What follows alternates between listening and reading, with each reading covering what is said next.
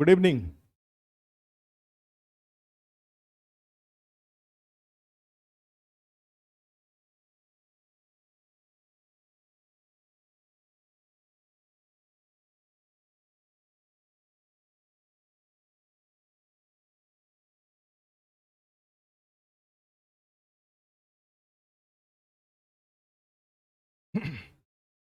देखो ये टॉपिक है विज्ञान एवं प्रौद्योगिकी। तो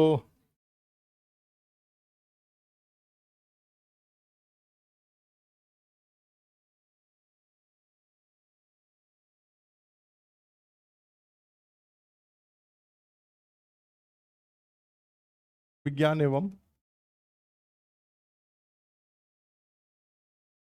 प्रौद्योगिकी एक्चुअली अभी थोड़े दिन के अंदर में जो लास्ट 1 नवंबर के बाद बीपीएससी मेंस का बीपीएससी ने 3 मेंस का एग्जाम लिया। एओ का, डबल एओ का और सीडीपीओ का। तीनों का जो साइंस एंड टेक्नोलॉजी का जो क्वेश्चन आया हुआ है, उस क्वेश्चन से ये एक तरह से एक रोड मैप आपको मिलता है कि टोटल जो पेपर जीएस पेपर 2 का सेक्शन 3 है, उस सेक्शन 3 में 4 क्वेश्चन पूछे जाते हैं। 4 में से 2 क्वेश्चन आपको लिखने होते हैं। यहाँ से ये होता है, ये एक माइंडसेट ये बनना आपको बना लेना चाहिए कि यहाँ पर एक सिलेबस का एक बाउंड्री बनता है। उस सिलेबस के बाउंड्री को अगर अच्छे से उस पर आपके पास कंटेंट रहे, आपकी समझ रहे और याद रहे, तो उसके बाहर क्वेश्चन इस सेक्शन में नहीं आता है। इसमें कुछ भी एक्स्ट्रा ऑर्डिनरी खोजने की जरूरत नहीं है। बस मेन है कि वो जो हमारा एक बाउंड्री बनता है सिलेबस का, जिसको कि हम लोग बार बार बोलते हैं विजिबल टॉपिक्स। तो ये जो विजिबल टॉपिक्स है, उस विजिबल टॉपिक का अगर सही कंटेंट बन जाए और वो आपको याद रहे, तो उससे उससे अगर कोई एक तो सीधे ही क्वेश्चन आता है, दूसरा क्वेश्चन आता है कि कुछ ओरिएंटेशन के साथ थोड़े से उसको अलग डायरेक्शन में लेकर के अगर जाता है, कुछ स्पेस टेक्नोलॉजी ही है, उसका कुछ और डायमेंशन पे क्वेश्चन, एक तो सीधे सीधे आएगा अंतरिक्ष प्रौद्योगिकी क्या है और इसका मानव जीवन के विकास में इसकी भूमिका बताएं। डिस्कस द स्पेस, अच्छा हिंदी वाले ही लोग हैं, discuss the space technology and how it is playing important role in transforming, ठीक है, ह्यूमन लाइफ। इस तरीके से क्वेश्चन अगर आता है तो फिर अब यहाँ पे तो सीधा सीधा आ गया ये अंतरिक्ष प्रौद्योगिकी मानव जीवन को बदलने में इसकी भूमिका। लेकिन इसके अलावा भी जा सकते हैं। कई बार ऐसा क्वेश्चन, जैसे इस बार एक पेपर क्वेश्चन देख रहे थे कि इसरो ने भारत को अंतरिक्ष विज्ञान प्रौद्योगिकी के क्षेत्र में सर्वोच्च शिखर तक पहुंचाया है, ठीक है, लेकिन इसकी कुछ चुनौतियां भी हैं जिनको कि इसरो को एड्रेस करने की जरूरत है, जिससे कि इस सर्वोच्चता को बनाए रखा जा सके। इस बार का एक मेंस का क्वेश्चन देख रहे थे स्पेस टेक्नोलॉजी का, उसी में इस बार एक क्वेश्चन और आया हुआ था, दूसरे एग्जाम में था, सीडीपीओ में था शायद, कि स्पेस टेक्नोलॉजी का अंतर्राष्ट्रीय संबंधों के निर्वहन में भूमिका, या स्पेस टेक्नोलॉजी का एक तरह से कहा जाए कि ट्रेड एंड कॉमर्स, उसका नटसेल में उसका एग्जाम्पल ये था कि ट्रेड एंड कॉमर्स, व्यापार एवं वाणिज्य में उसकी क्या भूमिका होती है, ये उसका क्वेश्चन का था। तो इस तरह के 2 क्वेश्चन पूछे गए, एक और उसमें पता नहीं थोड़ा देखना पड़ेगा कौन सा क्वेश्चन था। तो सब क्वेश्चन का यही आता है कि पहले हमें स्पेस टेक्नोलॉजी का जो कोर है उसको अच्छे से जानना पड़ेगा, तो उसका ओरिएंटेशन फिर आपसे हो जाएगा। वो नेक्स्ट स्टेप है, वो इनिशियल स्टेप नहीं है कि सीधे जो सीडीपीओ में या एओ में, डबल एओ में जो क्वेश्चन पूछा हुआ है फर्स्ट अटेम्प्ट में ही क्वेश्चन पे ही चले जाएं, वो अच्छा तरीका नहीं होता है। उसके पहले आपको जो स्पेस टेक्नोलॉजी के डिफरेंट डायमेंशंस हैं उसकी पकड़ होनी चाहिए, और फिर वो उसकी जानकारी या फिर वो आपको याद होने चाहिए, तब जाकर के उसका ओरिएंटेशन आता है। कई क्वेश्चन सीधे सीधे आ जाता है, नैनो टेक्नोलॉजी पे सीधे सीधे क्वेश्चन आया था, रिन्यूएबल एनर्जी पे सीधे सीधे क्वेश्चन आया था, उस तरह से जाएंगे तो, और न्यूक्लियर एनर्जी पे भी सीधे सीधे क्वेश्चन आया था। तो कई सारे सीधे सीधे क्वेश्चन आते हैं, लेकिन कुछ क्वेश्चन ऐसे होते हैं, जैसे मान लो बड़ा ही सिंपल एक बचपन से आप देखते आ रहे हैं, क्वेश्चन पूछा गया कि विज्ञान प्रौद्योगिकी का मानव के संदर्भ में, विज्ञान प्रौद्योगिकी मानव के लिए वरदान है और अभिशाप है, ये क्वेश्चन पूछा गया। तो आप सोच के देखो, इससे ईजी क्वेश्चन तो कुछ नहीं हो सकता ना, विज्ञान प्रौद्योगिकी मानव के लिए वरदान या अभिशाप। तो इस क्वेश्चन को लिखने के लिए है तो बड़ा इजी क्वेश्चन, लेकिन इसमें कहाँ ये वरदान है और कब ये अभिशाप है, इसको जानेंगे तब तो ये 400 वर्ड में आप इसको कंक्लूड करेंगे। वो डायमेंशन ही अगर पकड़ नहीं पाएंगे, कहाँ ये वरदान है और कब ये अभिशाप बन जाता है, ठीक है। तो उसी तरह से मान लो लास्ट में क्वेश्चन, भारत की स्वतंत्रता का 75वां साल चल रहा है, अमृत काल मना रहे हैं, तो क्वेश्चन पूछ दे कि अमृत काल में ले या लास्ट 75 ईयर्स में, स्वतंत्रता के बाद के 75 साल में भारत की विज्ञान प्रौद्योगिकी उपलब्धियां और इसकी सीमाओं की चर्चा करें। कुछ इस तरह से मान लो क्वेश्चन आ जाए, 75 साल में विज्ञान प्रौद्योगिकी उपलब्धियां, दिमाग में क्या जा रहा है इस तरह के क्वेश्चन को? 75 साल में विज्ञान प्रौद्योगिकी की उपलब्धियां, यही क्वेश्चन अगर मान ले पूछ दे। एक अगला क्वेश्चन आ जाता है कि मान लीजिए प्रैक्टिकल थोड़े क्वेश्चन आ जाते हैं कि विज्ञान प्रौद्योगिकी का मानव जीवन को बदलने में, सकारात्मक रूप से बदलाव में विज्ञान प्रौद्योगिकी की भूमिका अति महत्वपूर्ण है। अब क्या होगा इसका आंसर? मानव जीवन को बेहतर बनाने में विज्ञान प्रौद्योगिकी की भूमिका, कौन क्या क्या लिखेंगे इसमें? जैसे होगा ना, मानव जीवन को बेहतर बनाने में विज्ञान प्रौद्योगिकी की भूमिका, कई सारे विज्ञान प्रौद्योगिकियां हैं ना ये मानव जीवन को बेहतर बनाने में, तो क्या क्या इसमें लिखेंगे? आ रहा है समझ में? क्वेश्चन बड़े इजी हैं, लेकिन जब 400 वर्ड लिखना होगा तो आपको क्या आपके पास होना चाहिए? आपके पास वो हेडलाइंस होने चाहिए, वो पॉइंट्स होने चाहिए जहां इन चीजों को दिखाएंगे। अदरवाइज अगर पॉइंट्स नहीं है तो फिर स्टोरी राइटिंग करेंगे आप, कभी कुछ लिखे। क्वेश्चन जैसे पूछा हुआ है, smart cities mission and role of science and technology, किसानों की आय बढ़ाने में, कृषि की उत्पादकता, उत्पादन बढ़ाने में तथा किसानों की आय बढ़ाने में विज्ञान प्रौद्योगिकी की भूमिका, अभी पूछा हुआ है। ठीक है, अभी यहाँ पे क्या होगा भाई, वो सारे जैसे कहा जाता है कि क्वालिफाई करने वाला आंसर और स्टोरी राइटिंग वाला आंसर, ये दोनों आंसर क्या हो जाते हैं? दो हो जाते हैं। ऐसा नहीं होगा कि आप इसको लिख नहीं पाएंगे, लेकिन लिखने के दौरान फिर वो टू द पॉइंट, हर पैरा अलग होगा। पहले पैरा इंट्रोडक्शन वाला होगा, इंट्रोडक्शन वाले में वे सारे पॉइंट्स को आप लिख देंगे, जहां जहां जो विज्ञान, जो कि मानव जीवन को बेहतर बनाने में जिसकी भूमिका, खाली हेडलाइन लिख देंगे कॉमा दे करके। लेकिन जब आगे बढ़ेंगे, पैरा चेंज करेंगे, तो फिर हर के लिए एक एक पैरा लिखना पड़ेगा। उसके बाद फिर जाकर के इस प्रकार की सकारात्मक भूमिका के साथ साथ अब हर का विज्ञान, अब पता चला कि जैव प्रौद्योगिकी को लिख करके उसका सकारात्मक भूमिका लिखने के बाद वहीं पे उसकी नकारात्मक भूमिका नहीं लिखेंगे, फिर मिक्स हो जाएगा। क्या करेंगे? सबका सकारात्मक, सारे विज्ञान प्रौद्योगिकी सकारात्मक लिख देंगे और पैरा चेंज करके फिर सारे का चुनौतियां लिख देंगे, क्या क्या चैलेंजेस उसके हैं, फिर उसका वे फॉरवर्ड समाधान कैसे होता है। तो सोचो इस तरीके से ग्रामीण जीवन को बेहतर बनाने में विज्ञान प्रौद्योगिकी की भूमिका। क्लियर है? तो अब यहाँ पे क्या चाहिए? है क्वेश्चन बड़ा साधारण सा, लेकिन वो सारे विज्ञान प्रौद्योगिकी के डिफरेंट डायमेंशंस, कितने सारे क्वेश्चन हमने बताया। हमने ये कहा कि भाई मानव जीवन को बेहतर बनाने में विज्ञान प्रौद्योगिकी वरदान या अभिशाप, ठीक है। ग्रामीण जीवन को बेहतर बनाने में, स्मार्ट सिटीज मिशन में, किसानों की आय बढ़ाने और किसानों की कृषि उत्पादकता, उत्पादन बढ़ाने और किसानों की आय बढ़ाने में, कई तरह के इसमें आए ना क्वेश्चन, कई तरह के। तो सब में एक पिछले 75 साल में भारत में विज्ञान प्रौद्योगिकी विकास क्रम की रूपरेखा तो कितने तरह के हो गए। सब में क्या आ रहा है? सब में एक इसके जैसे बॉडी जो है, उस बॉडी में अलग अलग हड्डियों की मांग हो रही है। एक ही हड्डी को कितना भी मोटा बनाएंगे लपेट लपेट के, तो उससे आउटपुट नहीं निकलने वाला है। तो यहाँ पे फिर विज्ञान प्रौद्योगिकी में एक सबसे इंपॉर्टेंट पार्ट ये आ जाता है कि पिछले 60 सालों में जो हमारा फोकस एरिया रहा है साइंस टेक्नोलॉजिकल डेवलपमेंट का, उसी का अगर वो जान लें, उसके सारे डायमेंशंस को जान लें, तो इस तरह के आंसर को लिखना मुश्किल नहीं होगा। ठीक है, तो एक तो टेक्निकल वाला सीधे टेक्निकल बेस्ड क्वेश्चन आएगा, एक एक टॉपिक पर क्वेश्चन आएगा, और फिर सबको जोड़ के भी बीपीएससी में क्वेश्चन पूछने का एक ट्रेंड देखने को मिल रहा है। ठीक है, तो दोनों तरह ऐसा कुछ कोशिश करते हैं जिससे कि सारे डायमेंशंस कवर हो जाए उसमें। तो एक फर्स्ट इसमें विज्ञान प्रौद्योगिकी में लिखे लिस्ट ऑफ टॉपिक्स।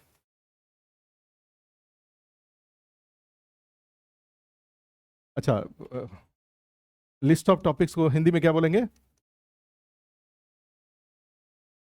विषय सूची, विषय सूची। यहां पे एक सोचो, हिस्ट्री में पूछा हुआ है क्वेश्चन कि आधुनिक भारत को आधुनिक बनाने में नेहरू की भूमिका। हिस्ट्री क्वेश्चन, हिस्ट्री कल्चर में क्वेश्चन पूछा हुआ है, क्या होगा भारत को आधुनिक बनाने में नेहरू की भूमिका?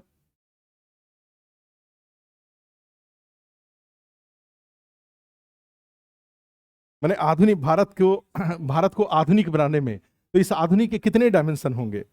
ये जो आधुनिक भारत, मान लो मैं लिख देता हूं यहां पे, तो ये आधुनिक भारत को, इसके कितने डायमेंशंस होंगे? कहां कहां भारत आधुनिक बना है? सीधे अंतरिक्ष में बन गया है भारत। एक पार्ट कहां है? विज्ञान प्रौद्योगिकी में। भारत आधुनिक बना है एक विज्ञान प्रौद्योगिकी के मामले में, दूसरा आधुनिक बना है सामाजिक मामलों में, सामाजिक क्षेत्र में। सामाजिक क्षेत्र में क्या है? शिक्षा, स्वास्थ्य और भी अन्य सोच विचार के स्तर पर भी भारत आधुनिक बना है आर्थिक क्षेत्र में। आर्थिक क्षेत्र में, और आर्थिक क्षेत्र में क्या होगा? सेकंड 5 ईयर प्लान, जो उन्होंने आधुनिक भारत का मंदिर कहा था, बड़े जो उद्योग थे आधुनिक भारत का, ये हिस्ट्री का क्वेश्चन है ये, ठीक है। और यहां पर भी एक इंपॉर्टेंट रोल है विज्ञान प्रौद्योगिकी का, इसको ज्यादा बढ़ा करके लिखेंगे क्योंकि ये नेहरू थे जिन्होंने भारत में आज अगर भारत विश्व में अगर लीडर है, आज भारत में विश्व में भारत की प्रतिष्ठा है। British prime minister British parliament में ये डिस्कस कर रहे थे कि ब्रिटेन को आने वाले दिनों में एक अगर पावर बनाना है, शक्ति बनाना है, तो हमें इनोवेशन पर बल देना पड़ेगा, नवाचारों पर बल देना पड़ेगा, ठीक है। और 5G टेक्नोलॉजी में अगर आप अपने बाउंड्री को बंद करके रखेंगे, किसी को आने नहीं देंगे, वीजा रोक के रखेंगे, तो 5G के लिए जो एक्सपर्ट्स वर्ल्ड लेवल पे जो ब्रेन है वो आपके यहाँ नहीं आएगा। और 5G can be emerged as the most important source of income. 5G को बनाने में, विकसित करने में जितने पैसे खर्च होंगे उससे कई गुना ज्यादा इनकम कई सालों तक आप उससे प्राप्त करते रहेंगे।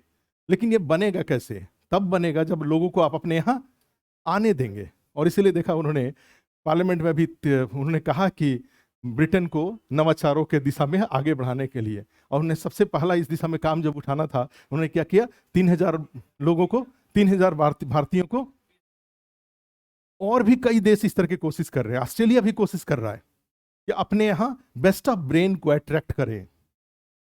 अमेरिका में अपने आप ही बेस्ट ऑफ, विश्व का बेस्ट ऑफ ब्रेन चला जाता है, और जाकर के वहां पे वो क्या करते हैं? अब चूंकि अमेरिका ने अपने वीजा रूल को टाइट किया तो लोग कनाडा जाने लगे, और कनाडा से अमेरिका में इंटर कर रहे हैं। तो अमेरिका का सबसे बड़ा एसेट्स क्या है? प्रोडक्शन और सर्विसेज। सबसे बड़ा उसका क्या है? सर्विसेज, सेवा क्षेत्र है। विंडोज का नया वर्जन बना के वर्ल्ड लेवल पे दे देता है, आईफोन का नया वर्जन बना के वर्ल्ड लेवल पर दे देता है। रिसर्च एंड डेवलपमेंट तो वहीं होता है ना, भले प्रोडक्शन होता हो चाइना में जो अब इंडिया में होने जा रहा है, लेकिन सारा रिसर्च एंड डेवलपमेंट तो अमेरिका में होता है। तो America is the source of, ठीक है, all science and technological development. Stem cell research बहुत अच्छा इसलिए नहीं हो पाया क्योंकि जो एक होता है एम्ब्रियोनिक स्टेम सेल, तो एम्ब्रियोनिक स्टेम सेल पे, स्टेम सेल का मतलब होता है विज्ञान प्रौद्योगिकी का एक डेवलपमेंट है ये, जिसमें कहा जाता है कि टू डेवलप, जो स्टेम सेल होता है वो शरीर के लिए वैकल्पिक जो अंग होता है उसका स्रोत होता है। Stem cell is a source of alternative organ for human body. मानव शरीर के लिए वैकल्पिक अंगों का जो स्रोत है एक सेल, उसी सेल को क्या कहा जाता है? स्टेम सेल है। लेकिन उससे बहुत रिसर्च नहीं हो पाया। क्यों? क्योंकि अमेरिका में उस पर बैन है, उसके उपयोग पर। तो जहां जिस चीज पे अमेरिका में बैन हो जाता है उस चीज के, लेकिन अब धीरे धीरे क्या हो रहा है, वो जो अमेरिका का सबसे बड़ा जो पावर होता था इनोवेशन वाला, वो पावर धीरे धीरे डिसेंट्रलाइज हो रहा है। अन्य देशों में भी हो रहा है। भारत में भी अटल इनोवेशन मिशन के माध्यम से भारत में भी इनोवेशन पर फोकस किया जा रहा है। और ये इनोवेशन एक कंटिन्यूअस सोर्स ऑफ इनकम होते हैं, ये बहुत वैल्यू होते हैं ये। और इसकी भारत में अगर कहा जाए, आज जो कुछ भी साइंस टेक्नोलॉजी में आपको, आप चौथा पांचवा स्पेस टेक्नोलॉजी देश हैं, रिन्यूएबल एनर्जी में आप इतने आगे निकल के जा रहे हैं, न्यूक्लियर एनर्जी में आप विश्व के देशों में से एक हैं, और एटम बम में आपका अपना इंडिजिनस एटम बम है, जो आपका न्यूक्लियर वेपन्स है आपका अपना है, वो कहीं से आपने चोरी से नहीं बनाया हुआ है। आपकी जो मिसाइल टेक्नोलॉजी है आपकी अपनी खुद की मिसाइल टेक्नोलॉजी है। आपके जो सुपर कंप्यूटर हैं आपके अपने हैं। इंफॉर्मेशन टेक्नोलॉजी में जो भी आप कर रहे हैं वो सब आपके अपने हैं, इंडिजिनस है, ठीक है। तो न्यूक्लियर एनर्जी हो, रिन्यूएबल एनर्जी हो, या आप जा रहे हैं स्पेस टेक्नोलॉजी में, जो कुछ भी आप कर रहे हैं सब खुद आपके अपने हैं।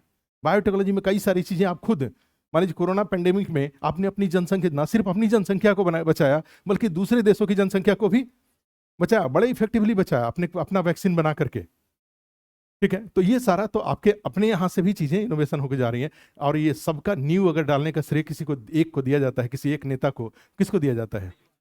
जवाहरलाल नेहरू को, ठीक है। ये सब की न्यू, IIT से लेकर के जितने भी इंस्टीट्यूशंस है, बहुत सारे इंस्टीट्यूशंस हैं। तो इस तरीके से जानेंगे तो ये जो साइंस टेक्नोलॉजी को जानना इस तरह के क्वेश्चन के आंसर के लिए भी जरूरी है। IISc Indian Institute of Science है, Indian Council for Agricultural Research, ICAR है, IARI है, एम्स है। इसके अलावा जाएंगे तो इसरो है। इसरो की भी न्यू देखेंगे तो भले ही 1969 में इसरो बना है, लेकिन उसके गठन की शुरुआत 1962 से ही है। और उसके पहले जो बार्क होता था, बार्क में ही सारे ऑर्गेनाइजेशन का 1958 में ही DRDO आपने बना लिया था। DRDO 1958 में बना था। तो इस तरह से जाएंगे तो ये बहुत सारे जो सेंटर्स थे वो सारे के सारे क्या थे, नेहरू के जमाने में थे ये। और उससे भारत की विदेश नीति, जो विदेश फॉरेन पॉलिसी है, तो फॉरेन पॉलिसी का जो न्यूट्रल, जो सेकुलर बना, जो न्यूट्रल बनाने का जो इन्होंने काम किया, किसी भी ग्रुप में नहीं गए। तो वो तो यूक्रेन वाले में तो दिख तो रहा है। यूक्रेन वाले में बड़ा इजी था आपके पास कि वेस्ट के साथ चले जाए। वेस्ट जितना दबाव आपको डाल रहे थे उतने पे तो आपको वेस्ट के साथ चले ही जाना चाहिए था, लेकिन नहीं गए। तो उसकी नींव कहाँ से पड़ी है? वही है ना, इंडस्ट्री इकोनॉमी में जाएंगे तो खैर ये क्वेश्चन भी इसमें से आता है। तो ध्यान रखिएगा, ऐसे ऐसे प्रैक्टिकल क्वेश्चन जब आए तो इस बात को लेकर घबराया नहीं जाता है कि इसका आंसर मेरे पास नहीं है। आपके पास उसका आंसर है, बस आपको क्या करना है, उसको एक माइंडसेट बन जाता है। आंसर लिखने का एक दिमाग बन जाता है। जब दिमाग, सोचने का एक दिमाग बनता है, और सोचने का जब दिमाग बन जाता है तो आंसर लिखा जाता है। जितने नॉलेज हैं, कहा जाता है कि जो पास करते हैं वो 10% का 100% यूज करते हैं, और जो फेल होते हैं वो 100% का 10% यूज करते हैं। वहीं बैठ, वहीं भीतर बैठो, उसके पास वो चेयर ले लो उधर से। देखो लेट से आ रही, ठीक है। तो इसमें टॉपिक लिख लो। फर्स्ट एक टॉपिक लिख लो, भारत में अंतरिक्ष प्रौद्योगिकी।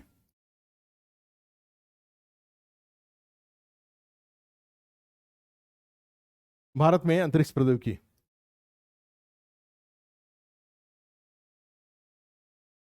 भारत में अंतरिक्ष प्रौद्योगिकी। अब देखो क्या होता है कि ये जो भारत में अंतरिक्ष प्रौद्योगिकी है, हर आदमी इसमें,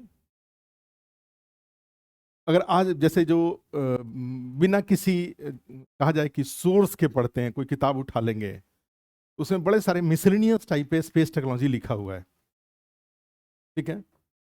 और ये जो मिसलेनियस टाइप पे स्पेस टेक्नोलॉजी है, तो कभी ये किसी भी क्वेश्चन का आंसर नहीं देगा। इसका आंसर लिखने के लिए जरूरी है कि सबसे पहले आप ये जानिए कि भारत में जो अंतरिक्ष प्रौद्योगिकी है उसके कितने आयाम हैं। माने how many directions ISRO is working for space and technological research and development. माने इसरो के द्वारा अंतरिक्ष प्रौद्योगिकी के विकास के दिशा में, अंतरिक्ष और विकास के दिशा में कितने आयाम में काम किया जा रहा है। जब ये जान जाएंगे तो उसके बाद अपने आप ही क्या हो जाएगा, इसका कोई भी आंसर निकल जाएगा। इसरो का अंतरिक्ष कार्यक्रम के माध्यम से वैश्विक संबंधों में भूमिका, इसरो की उपलब्धियां और इसरो की और उसकी चुनौतियां जिन्हें की एड्रेस किया जाना चाहिए। तो एड्रेस इसरो की उपलब्धियां जानेंगे, कहां कहां इसरो की उपलब्धियां, तो पहले उसको जानेंगे तब तो उसकी चुनौतियां जान पाएंगे। ओवरऑल तो इसरो का मिसलेनियस तो नहीं हो सकता ना। तो इसरो के 4 ही टोटल, अभी तक 1969 के बाद से लेकर आज तक इसरो के 4 दिशा में ही टोटल उसके काम हैं। कौन कौन से काम हैं? एक है उसका भूस्थैतिक दिशा में, भूस्थैतिक जो कक्षा है इसमें उपग्रह और उनका उपयोग। एक दूसरा उसका है फोकस एरिया है पोलर ऑर्बिट में उसके उपग्रह और उनका उपयोग। एक तीसरा है इन दोनों कक्षाओं में प्रक्षेपण यानों का उपयोग। इन दोनों कक्षाओं में अभी शायद संडे को PSLV C54 C54 तो होगा ना कि ये PSLV क्या है, और ये उसमें ओशन सेट, कार्टो सेट कौन सा भेजा जाना है। एक ओशन सेट है और 7 या 8 विदेशी उपग्रह हैं, आज के न्यूज़ पेपर में है। तो ये उसके ऊपर जो ओशन सेट लिखा हुआ है ये क्या है, तो एक आता है ना। तो एक आयाम क्या होगा, ये ऑर्बिट, भूस्थैतिक ऑर्बिट में। एक हो गया ध्रुवीय कक्षा में, दूसरा हो गया दोनों कक्षाओं में उपग्रहों को भेजने के लिए प्रक्षेपण यान तकनीक, तीसरा हुआ। और चौथा हुआ जो मंगल मिशन मून या गगनयान, इस तरह के जो भेजे जा रहे हैं। तो ये 4 टोटल एरियाज हैं इस पर, इसरो के कोर एरियाज हैं। इन्हीं कोर, यही इसरो का सिलेबस है।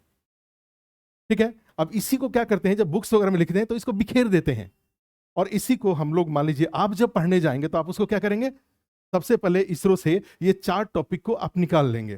तो उससे क्या हो जाएगा, इसी सीक्वेंस में निकाल देंगे। तो मान लो इसरो की उपलब्धियां, तो इन्हीं 4 में उपलब्धियां ढूंढेंगे। इसरो की चुनौतियां, तो इन्हीं 4 में।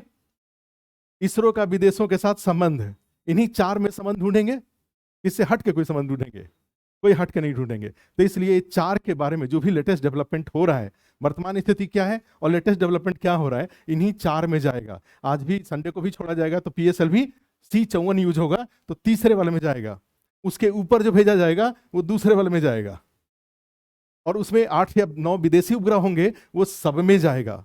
इसरो का विदेशी संबंधों में भूमिका, आ रहा समझ में? तो इस तरीके से जाएगा। तो उसी में कई बार असफल होगा, कई बार सफल होगा। तो यहां से कई बार चैलेंजेस निकलते हैं।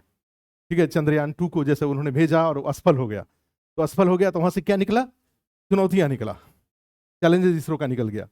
उसी तरह से आज भी मान लीजिए जाएंगे तो प्रक्षेपण यान तकनीक के बाजार में बहुत विश्वसनीयता, मैंने कम से कम ध्रुवीय कक्षा में तो है, लेकिन भू स्तरीय कक्षा के उपग्रहों में बहुत विश्वसनीयता नहीं है। आज भी आपकी फ्रेंच गुयाना पर निर्भरता बनी हुई है। आज भी आप मानव मिशन, अंतरिक्ष में मानव मिशन, अभी तक क्वेश्चन पूछा भी जा चुका है कि इसरो की उपलब्धियां गैर मानव रहित मिशनों में तो काफी सकारात्मक है, लेकिन अभी भी इसरो मानव युक्त अभियान भेजने में सफल नहीं रहा है। इसके पीछे की कौन सी चुनौती है, उन चुनौतियों का उल्लेख करें, समाधान भी बताएं। क्लियर है? ये क्वेश्चन पूछा हुआ है। तो यहीं पे देखो, थॉट प्लान का मतलब यही होता है कि ये टॉपिक होगा, इसके ये 4, और उस 4 के बाद फिर और आगे ये खुलता जाएगा। और उसी में कहा जाता है कि जब आपका इसके पास कंटेंट जब आपके कॉपी में बन जाता है, तो जब आप उसको याद करने की बारी आती है, तो फिर याद करने में क्या होगा, जब यहाँ पे मान लो भू स्तरीय कक्षा उसके उपग्रह, तो एक क्या हो जाएगा, उपग्रह का एक परिचय। हमने एक टॉपिक लिया, जियो stationery orbit, satellite and their application, ये हमारा एक क्वेश्चन है। तो हम उसको जब याद करने जाएंगे तो उसी को कहा जाता है कि एक माइंड फ्रेम बनता है। ठीक है, हमारे दिमाग में सब है कि मैं यहां से शुरू कर रहा हूं, मुझे कहां ले जाकर के इसको खत्म करना है।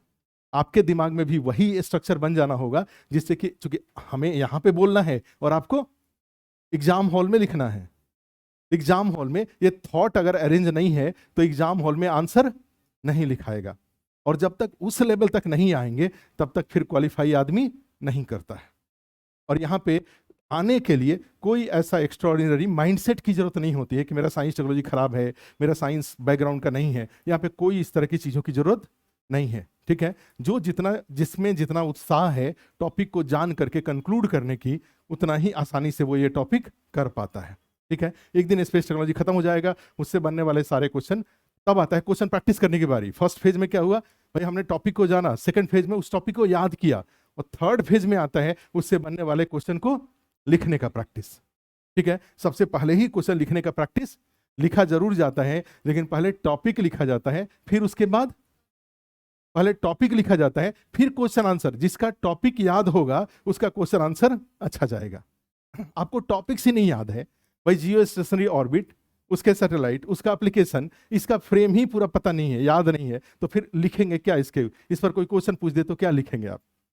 या पूरे पे मान लो पूरा ही दूसरा तीसरा चौथा चौथा है, चारों का कंटेंट पर कमांड नहीं है, क्वेश्चन पूछेगा तो फिर लिखेंगे किस बात का? क्या लिखेंगे फिर? तो फर्स्ट फेज में क्या होता है, जो लोग शुरू शुरू में ही लगते हैं क्वेश्चन आंसर लिखने, शुरू शुरू में क्वेश्चन आंसर नहीं लिखाता है। शुरू शुरू में क्या लिखाता है, पहले टॉपिक लिखाता है, लिखाता जरूर है, सेकंड फेज में जाकर के, बाद में जाकर के लास्ट में उस कंटेंट को फिर यूज किया जाता है क्वेश्चन आंसर के रूप में। तो इसमें लिख लीजिए एक लाइन फर्स्ट, इसमें इसको अंतरिक्ष प्रौद्योगिकी को 4 पार्ट बना लीजिए, 4 पैर बना लीजिए इसका। एक, भू स्थिति कक्षा,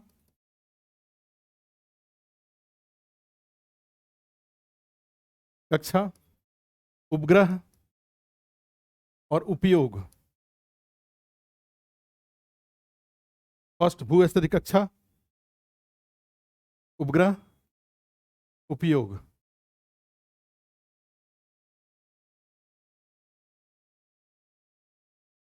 क्योंकि इस बार बार बार हर 2-3 एग्जाम में इस बार पूछेगा स्पेस टेक्नोलॉजी 67 में। दूसरा, सेकंड ध्रुवीय कक्षा,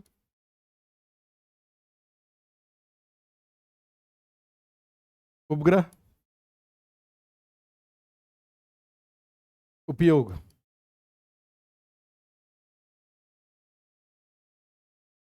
ध्रुवीय कक्षा उपग्रह उपयोग। तीसरा, थर्ड, प्रक्षेपण यान तकनीक।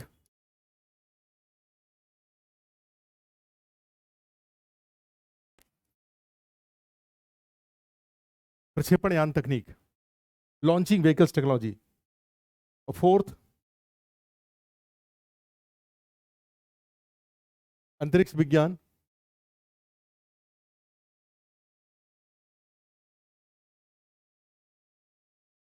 अनुसंधान।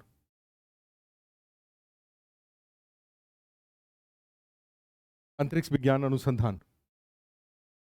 तो ये टोटल 4 टॉपिक हैं। कभी कुछ देखने का मन करे तो इसके लिए जो साइट जहां पे जाएंगे वहां पे वो होगा इसरो, www.isro.org। कुछ फिगर वगैरह देखने का मन करे तो कहां पहुंच जाएंगे? इसरो पे पहुंच जाएंगे। इसरो पे पहुंच जाएंगे।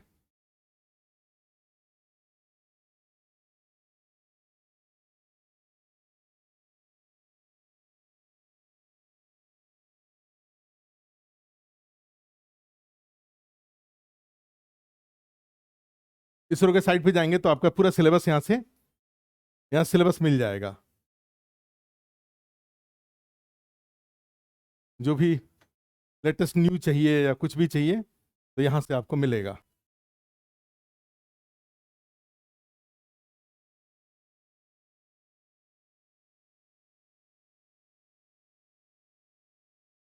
ठीक है, चलो सेकंड टॉपिक लिखिए। दूसरा टॉपिक बीपीएससी के पॉइंट ऑफ व्यू से सबसे important second topic,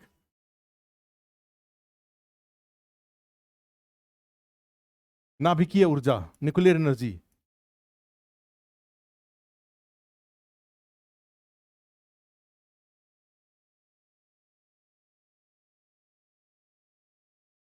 nuclear energy,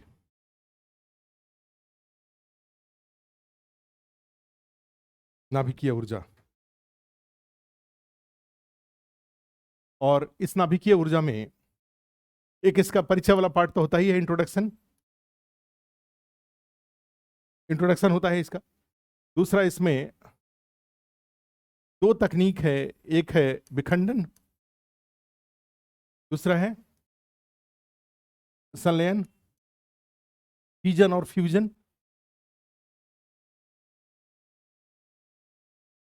India में जाएंगे तो मुख्य रूप से इंडिया के वर्ल्ड लेवल पे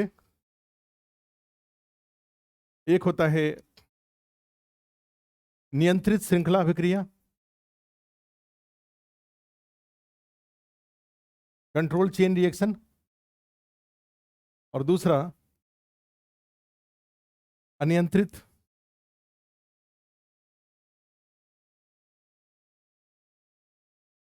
श्रृंखला अभिक्रिया,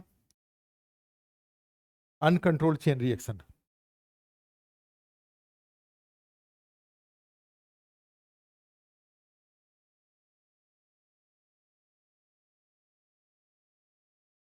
और नियंत्रित वाले में कई हो जाएंगे, विद्युत उत्पादन,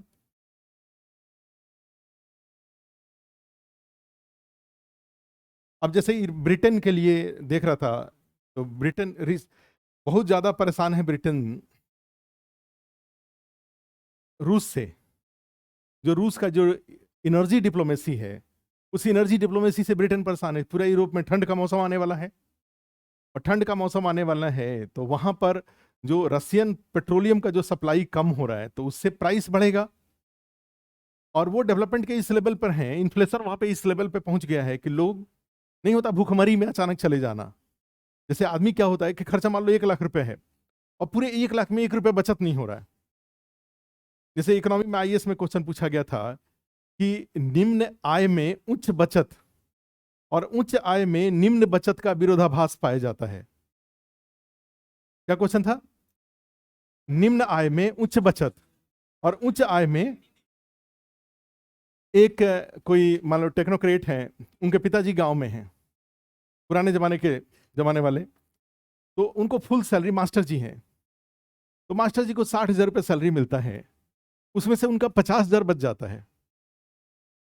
और उन्हीं के बेटे हैं टेक्नोक्रेट, उनको 2 लाख 2.5 लाख सैलरी मिलता है गुड़गांव में, कौन किसी की तरफ देखते रहता है हमेशा? बेटा बाप की तरफ कि बाप बेटे की तरफ? है? बेटा बाप की तरफ देखते रहता है। इसी को कहा जाता है कि उच्च आय में ऐसा कैसे हो गया। ये क्या है? ये दोनों चीज में, निम्न आय में उच्च बचत, और उच्च आय में ब्रिटेन की यही समस्या है। ब्रिटेन में उच्च आय में निम्न बचत की समस्या है। जैसे ही थोड़ा इन्फ्लेशन होगा, एकदम से क्या हो जाएंगे वो? एकदम लगेंगे सब बिलबिलाने, जिसको बोला जाता है। एनर्जी एक्सपेंडिचर बहुत ज्यादा बढ़ गया, इतना कहां से हो पाएगा? तो ब्रिटिश सरकार की, ऋषि सुनक है तो उनकी बहुत बड़े चैलेंज है। तो उसका क्या समाधान है भाई? भाई इलेक्ट्रिसिटी तो चाहिए, एनर्जी तो चाहिए ही भाई। जाड़ा तो, ठंड तो लगेगी ना, ठंड का कैसे समाधान है? अब कनाडा में जाएंगे तो -30 डिग्री सेल्सियस तो हो ही जाएगा रूम के बाहर, ठीक है। तो इंडिया में लोग होगा कि ये कंबल उड़ रहे थे तो 2-3 कंबल उड़ना शुरू कर देंगे। जहां देखो वहीं पता चला कि लोग अलाव जला के बैठ जाएंगे। तो यहाँ कोई ना कोई जुगाड़ हो जाएगा। लेकिन ये अमेरिका में तो नहीं हो पाएगा ना, अमेरिका तो नहीं कर पाते हैं वो।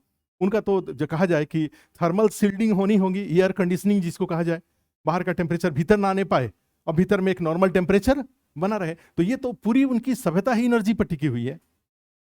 और इधर पता लगा रसिया पूरे एनर्जी को होल्ड करके बैठा हुआ है। तो अब इसका समाधान क्या है? ऐसा कोई उपाय नहीं किया जाए जिससे कि रसियन पेट्रोलियम की जरूरत ही खत्म कर दी जाए। तो पेट्रोलियम की जरूरत खत्म कर दी जाए तो उसके लिए सोलर एनर्जी है। ब्रिटेन में सोलर एनर्जी यूज हो नहीं सकता, क्योंकि फोटो इलेक्ट्रिक इफेक्ट के लिए जो टेम्परेचर चाहिए और जितने दिन का टेम्परेचर चाहिए उतना टेम्परेचर उनके पास है नहीं। तो फिर उपाय क्या है? अभी उन्होंने अनाउंसमेंट किया कि हम न्यूक्लियर पावर प्लांट एस्टैब्लिश करेंगे ब्रिटेन में।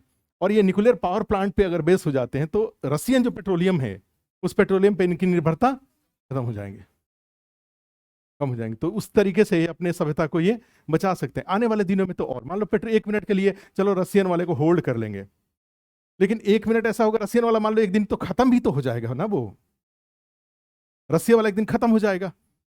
चाहे और भी है जो भी फोसिल फ्यूल है, कार्बन इमिशन का जो लेवल है, या तो आप एनर्जी, आप इलेक्ट्रिसिटी यूज करिए, या फिर आप, या फिर कार्बन इमिशन को रोकिए। दोनों में से एक का चुनाव करना है आपको। कार्बन इमिशन को रोकना है या कार्बन इमिशन को बढ़ाते रहिए और एनर्जी यूज करके मरिए। क्योंकि जिस तरीके से साइक्लोन आ रहा है, फिर साइक्लोन की फ्रिक्वेंसी जिस तरह से बढ़ गई है, तो मान लीजिए हमारे पास तो ज़्यादा चाहे यहीं पे जिस तरह से डेंगू का, मलेरिया का, अदरवाइज जो जिस तरह से ये बायोटिक जो चैलेंजेज आ रहे हैं, बहुत सारे गांव में लोग महसूस करने लगे हैं, खेती में प्रत्यक्ष रूप से लोग महसूस करने लगे हैं कि ये जलवायु परिवर्तन का। पाकिस्तान में पता चला कि उसका 40% एरिया डूबा हुआ रहा, डूब गया। 40, पाकिस्तान का 40% जो एरिया था वो डूबा हुआ है, और आज भी वहां से पानी नहीं निकल रहा है। और वहां वाटर बोर्ड डिजीज या वेक्टर डिजीज, बहुत तरह के डिजीज वहां पे हो रहे हैं। तो ऐसी स्थिति में ये तो जो थर्ड वर्ल्ड कंट्रीज हैं, तो उनमें वहां तो रियलाइज होने लगा ना। तो आपको क्या करना पड़ेगा? कई बार लगेगा कि चलो बिना बिजली का रह ले, लेकिन कार्बन इमिशन। तो ऐसी स्थिति में कोयला खत्म हो जाए, पेट्रोलियम खत्म हो जाए, फिर आपके पास उपाय क्या है? यहाँ पे तो दो ही बचता है ना, ये कि ये जो फिजन वाला और दूसरा फ्यूजन वाला। तो कहा जाता है कि मानव के साथ सबसे बड़ी विशेषता मानव की क्या है? अपनी समस्याओं के समाधान के लिए वो साइंस एंड टेक्नोलॉजी को यूज कर लेता है। और आने वाला जनरेशन साइंस एंड टेक्नोलॉजी में अधिक पावरफुल होगा कि भी कमजोर होगा कि मजबूत होगा? आगे आने वाले दिनों में what will be the source of energy? It will be fusion technology, it will be petroleum, it will be कोयला, इट विल बी सोलर। माने आने वाले समय में जो ऊर्जा का स्रोत क्या होगा? कोयला होगा, पेट्रोलियम होगा, सौर ऊर्जा होगा, संलयन तकनीक होगा कि ज्ञान होगा? क्या होगा? संलयन तकनीक होगा कि ज्ञान होगा? ज्ञान होगा। Knowledge will be the source of energy. Knowledge होगा एनर्जी का स्रोत, और उस नॉलेज को यूज करके मानव सभ्यता अपनी जरूरतों को पूरा करेगा। और उस नॉलेज की जरूरत कहां पड़ेंगे? मुख्य रूप से फ्यूजन टेक्नोलॉजी में पड़ जाएंगे। या कोयला जलाने से, मान लो इतना कोयला जलाते हैं तो थोड़ा सा टेम्परेचर मिलता है, तो नॉलेज को यूज करके हाइड्रोजन को यूज कर लेंगे, तो हाइड्रोजन, थोड़ा सा ही हाइड्रोजन जलाएंगे तो जरूरतें पूरी हो जाएंगे। क्योंकि हाइड्रोजन सबसे ज्यादा उसका कंबसन पावर सबसे अधिक होता है, दहन क्षमता उसकी सबसे ज्यादा होती है, कोई उसमें कार्बन इमिशन नहीं है, बहुत ज्यादा इफेक्टिव है। तो ऐसी स्थिति में क्या करेंगे भाई? कोयला को यूज करने, पेट्रोलियम को यूज करने के बदले क्या यूज करना शुरू कर देंगे? हाइड्रोजन को यूज करना शुरू कर देंगे। तो knowledge is the, in coming days the knowledge will be the source of energy. ठीक है, वो अपना समाधान, सभ्यता अपनी समाधान निकाल लेगा। तो एक विद्युत उत्पादन है। दूसरा चिकित्सकीय उपयोग, चिकित्सकीय उपयोग, मेडिकल एप्लीकेशन,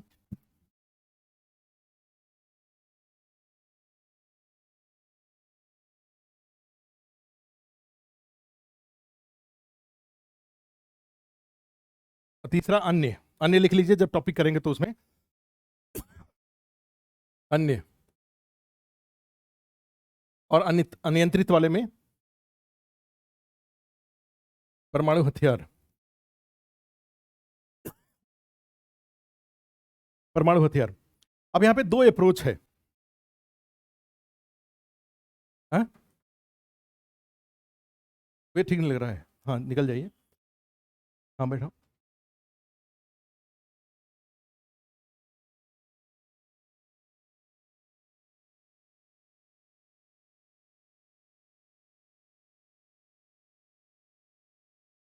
अनियंत्रित श्रृंखला अभिक्रिया, ठीक है। तो देखो, जैसे ब्रिटेन के सामने एक आईआर का बड़ा अच्छा एक अभी इशू चल रहा है। ग्लोबल G20 का समिट हुआ था, चाहे बाकी समिट हुआ, तो प्राइम मिनिस्टर का एक जो पुतिन के सामने जब उन्होंने कोटेशन यूज किया था, this is not time of war, यह समय, ये युद्ध का समय।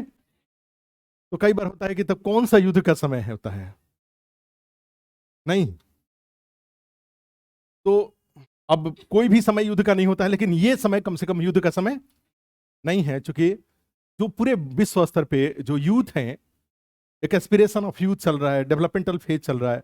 The most of the countries are enjoying the iPhone 13, iPhone 14, revolution of internet. The most of the society of across world are enjoying the benefit of internet. जो internet का benefit है पूरा विश्व सोसाइटी इंजॉय कर रहा है। आप समझ रहे हो, अच्छा साइबर स्पेस है, एकदम अलग तरह की दुनिया है, उस दुनिया को लोग इंजॉय कर रहे हैं। और अभी आप कह रहे हैं कि नहीं, हम आपको लेके जाएंगे, हम आपको। तो अभी लोग क्या बोल रहे हैं कि यमराज को अभी थोड़े दिन, प्राइम मिनिस्टर ने कहा। तो एक तरीका ये है कि प्राइम मिनिस्टर ने कहा this not the time of war. एक ऋषि ऋषि सुनाक का है, मैंने यूरोपियन का है, उसमें कि आप रसिया से कन्फ्रंट करिए, तो रसिया से कन्फ्रंट करिए, तो ऐसा कन्फ्रंटेशन वो इस लेवल पर पहुंचेगा कि फाइनली इंडिया वाला अप्रोच ही वैलिड होगा। क्योंकि अब कन्फ्रंटेशन का कंक्लूजन फिर दोबारा विश्व में कभी युद्ध करने की आवश्यकता नहीं पड़ेगी। क्योंकि अब जो युद्ध होगा, वो युद्ध क्या होगा, अब वो तो तीर भाले से युद्ध होगा। वो ब्रिटेन बहुत छोटा देश है, जैसे कोई इंडिया को डिस्ट्रॉय करना चाहे तो बहुत मुश्किल है डिस्ट्रॉय करना। क्यों मुश्किल है भाई, कौन कितना बड़ा परमाणु बम आप यूज करेंगे, बहुत बड़ा देश है, एक ना एक कोना बच जाएगा, ठीक है। लेकिन यूके नहीं बचेगा। अगर रसिया अगर इस बात पे आ जाए कि 250 किलो न्यूटन का एक बम अगर वो यूज कर ले, 250 केटी का किलो टन का एक परमाणु बम अगर यूज करे, तो ब्रिटेन का नामो निशान मिट जाएगा। आपकी इंटेलेक्चुअलिटी सारी रखी रह जाएंगी, और जाकर के एक बम वहां पर गिर जाएगा, और 1000 साल तक दोबारा आप, वो जमीन बंजर हो जाएगा, जमीन खत्म हो जाएगा सभ्यता संस्कृति के लिए। तो this time is not a time of confrontation. ये समय कन्फ्रंटेशन का ना बात करने का है, ना व्यवहार करने का है। लेकिन आदमी पहले की तुलना में ज्यादा पागल हो गया है कि कम पागल हो गया है? आदमी ज्यादा एग्रेसिव हो गया है। इतने रिस्क में आदमी इतना ज्यादा एग्रेसिव है, और पुतिन भी वही है। पुतिन को ऐसा नहीं है कि पुतिन को नहीं पता है कि हमारे 1 लाख सैनिक मारे गए, और वो 1 लाख सैनिक थे, उनका हस्बैंड वाइफ, उनके बच्चे थे। अपने तो सुरक्षित हैं, लेकिन 1 लाख लोग उसमें मारे जा चुके। कितने लोग डिस्प्लेस हुए, पूरा यूक्रेन, रसिया के लोग, सैनिक कितने टॉर्चर झेल रहे हैं, और सारी चीजें किस बात, सब उनको पता है। उसके बाद भी वो युद्ध है। प्राइम मिनिस्टर बोल रहे हैं कि टाइम युद्ध का नहीं है, लेकिन उनको समझ में नहीं आ रहा है कि ये युद्ध टाइम का, ये टाइम युद्ध का नहीं है।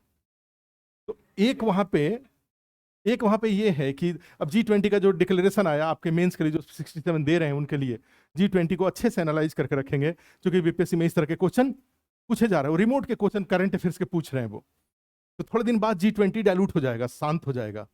जब G20 हो रहा था तो चर्चा में 3-4 दिन आया था, जब COP27 हो रहा था तो कुछ दिन चर्चा में आया, लेकिन अब ये दोनों के दोनों समिट क्या हो जाएंगे, आज से 1.5 महीना बाद ये साइलेंट हो जाएंगे, साइलेंट हो जाएंगे। उसको जाके एग्जाम में वो पूछेंगे, आपको तैयारी करके रखना होगा। तो उसी में ब्रिटेन में था। तो इसमें एक परमाणु बम वाला था। ये बहुत ही आज की डेट में कहा जाता है कि पूरे वर्ल्ड लेवल पे करीब करीब 26,000 के आसपास परमाणु बम हैं। और ये 26,000 परमाणु बम दो देशों के पास सबसे ज्यादा, अमेरिका और रूस, रसिया के पास। और गड़बड़ी यह है कि दोनों में ऐसे ऐसे शासक बने हैं जो इतिहास में अपना नाम, अमेरिका का कमजोर होना विश्व के लिए सबसे बड़ा खतरा था। अमेरिका विश्व शांति की गारंटी था, अमेरिका विश्व शांति गारंटी था। और ऐसा टाइम आया हुआ है कि पहले डोनाल्ड ट्रंप बने और उसके बाद जो बिडेन बने, और फिर डोनाल्ड ट्रंप बनने वाले हैं। ऐसा लग रहा है जैसे अमेरिकी सोसाइटी में कोई ऐसा कोई यंग आदमी, बराक ओबामा टाइप का, बिल क्लिंटन टाइप का, जॉर्ज डब्ल्यू बुश टाइप का कोई आदमी नहीं है। और ऐसे लोग, चूंकि अमेरिका का कमजोर होना चाइना को ऊपर उठाएगा, रसिया को ऊपर उठाएगा। भाई कोई भी देश अमेरिका के साथ तब जाएगा ना जब उसको इस बात की गारंटी हो जाए कि अमेरिका उसको प्रोटेक्ट करेगा। कोई भी देश अमेरिका के साथ कब जाएगा, जब आपको विश्वास हो जाए कि अगर आपके साथ जाने से हमारे ऊपर जो खतरा आएगा तो आप हमारे साथ खड़े होंगे। वो तो उसको पता है कि आपके साथ खड़े होने से और हमारे लिए खतरा है। उधर से चाइना खतरा आ जाएगा, उधर रसिया चाइना दोनों मिल करके हमारे लिए खतरा बन जाएंगे, और हमारे लिए खतरा बन जाएंगे और आप हमारे पीछे खड़े होंगे नहीं। ठीक है। तो नहीं कहा जाता इंडियन डिप्लोमेसी का जो बीच वाला एक जो भारत का स्टैंड है कि भाई ये इकोनॉमिक सैंक्शन से कुछ नहीं होगा। एक बड़ी अच्छी बात प्राइम मिनिस्टर ने कही, जो कि वो जो उसका भाग बना, एक तो ये वर्तमान समय युद्ध का नहीं है। ऋषि सुनाक ने भी पार्लियामेंट में ये बात कही, this is not time of war. और दूसरी बात, सबसे बड़ी बात कही कि आज का आप जो बार बार इस बात पे बल दे रहे हैं कि रशियन पेट्रोलियम प्रोडक्ट को बैन करिए, मत खरीदिए। आपको ध्यान रखना चाहिए कि रशियन पेट्रोलियम को बैन करना कल का फर्टिलाइजर प्रोडक्शन को घटाएगा, और कल का घटा हुआ फर्टिलाइजर प्रोडक्शन विश्व में खाद्य सुरक्षा को के लिए गंभीर संकट बनेगा।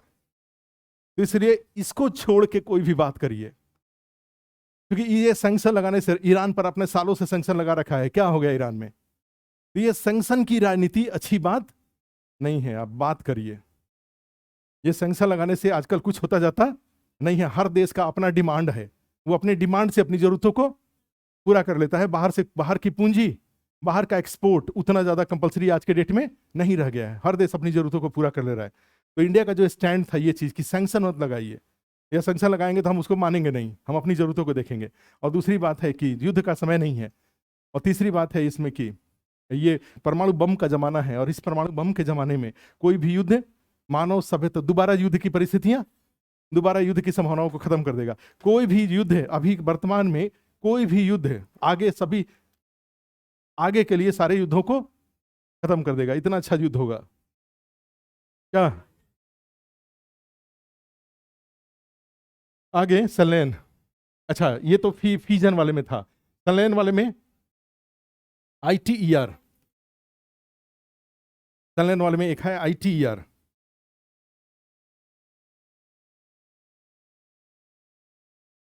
और उसके बाद एक और इसमें आएगा,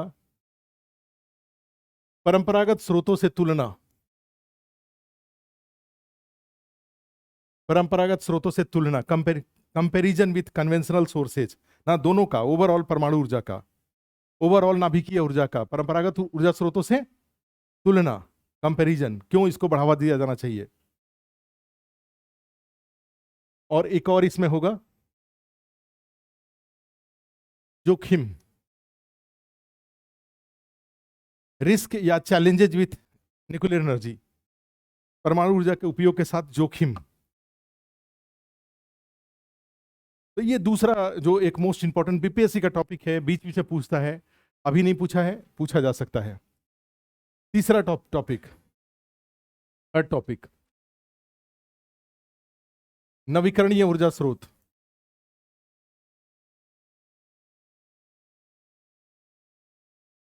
रिन्यूएबल एनर्जी सोर्सेज।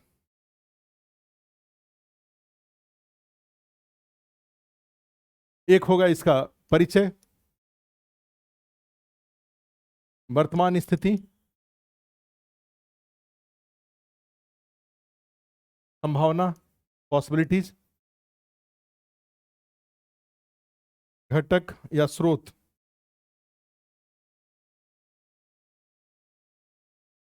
घटक या स्रोत।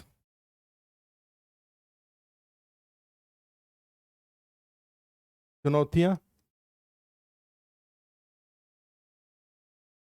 समाधान।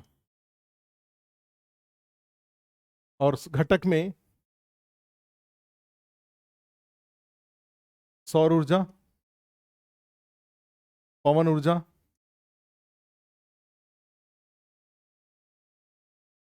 अन्य अन्य वहां पे आ जाएगा biogas, biomass, ethanol, biodiesel, national hydrogen mission जो अभी लॉन्च हुआ है, वो सब आ जाएगा। ये पूरा एक टॉपिक ही है, पूरे टॉपिक ही पूछ रहा है।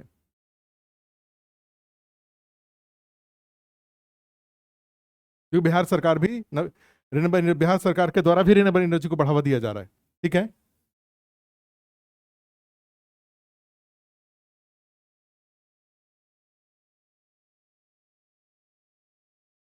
फोर्थ, जय प्रौद्योगिकी।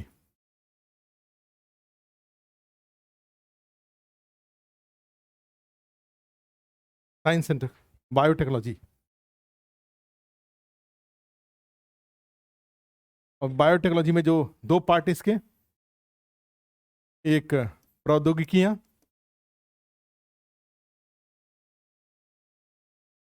और दूसरा इसका उपयोग।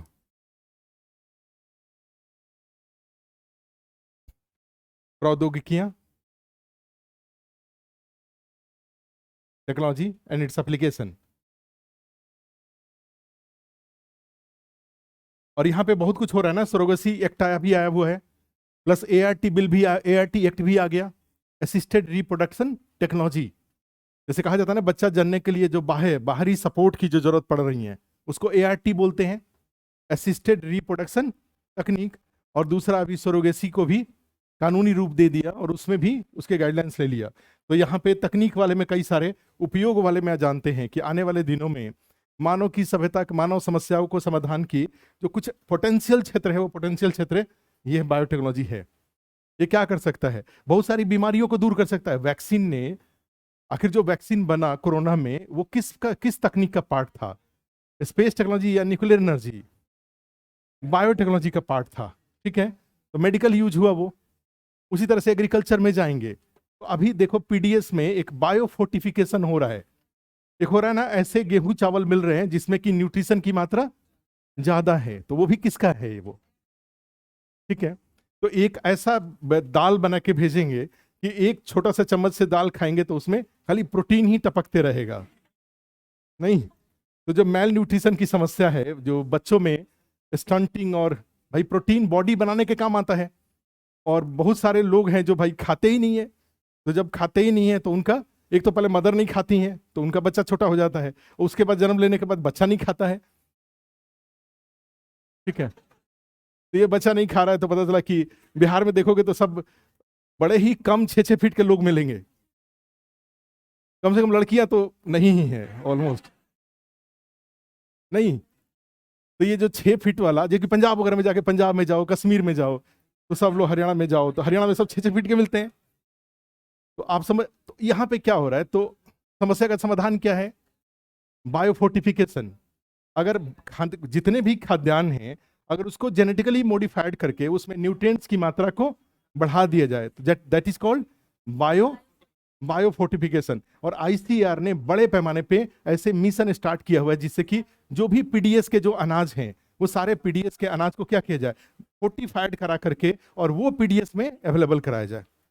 क्लियर है? लेकिन समस्या बन जाएगी। कैसे समस्या?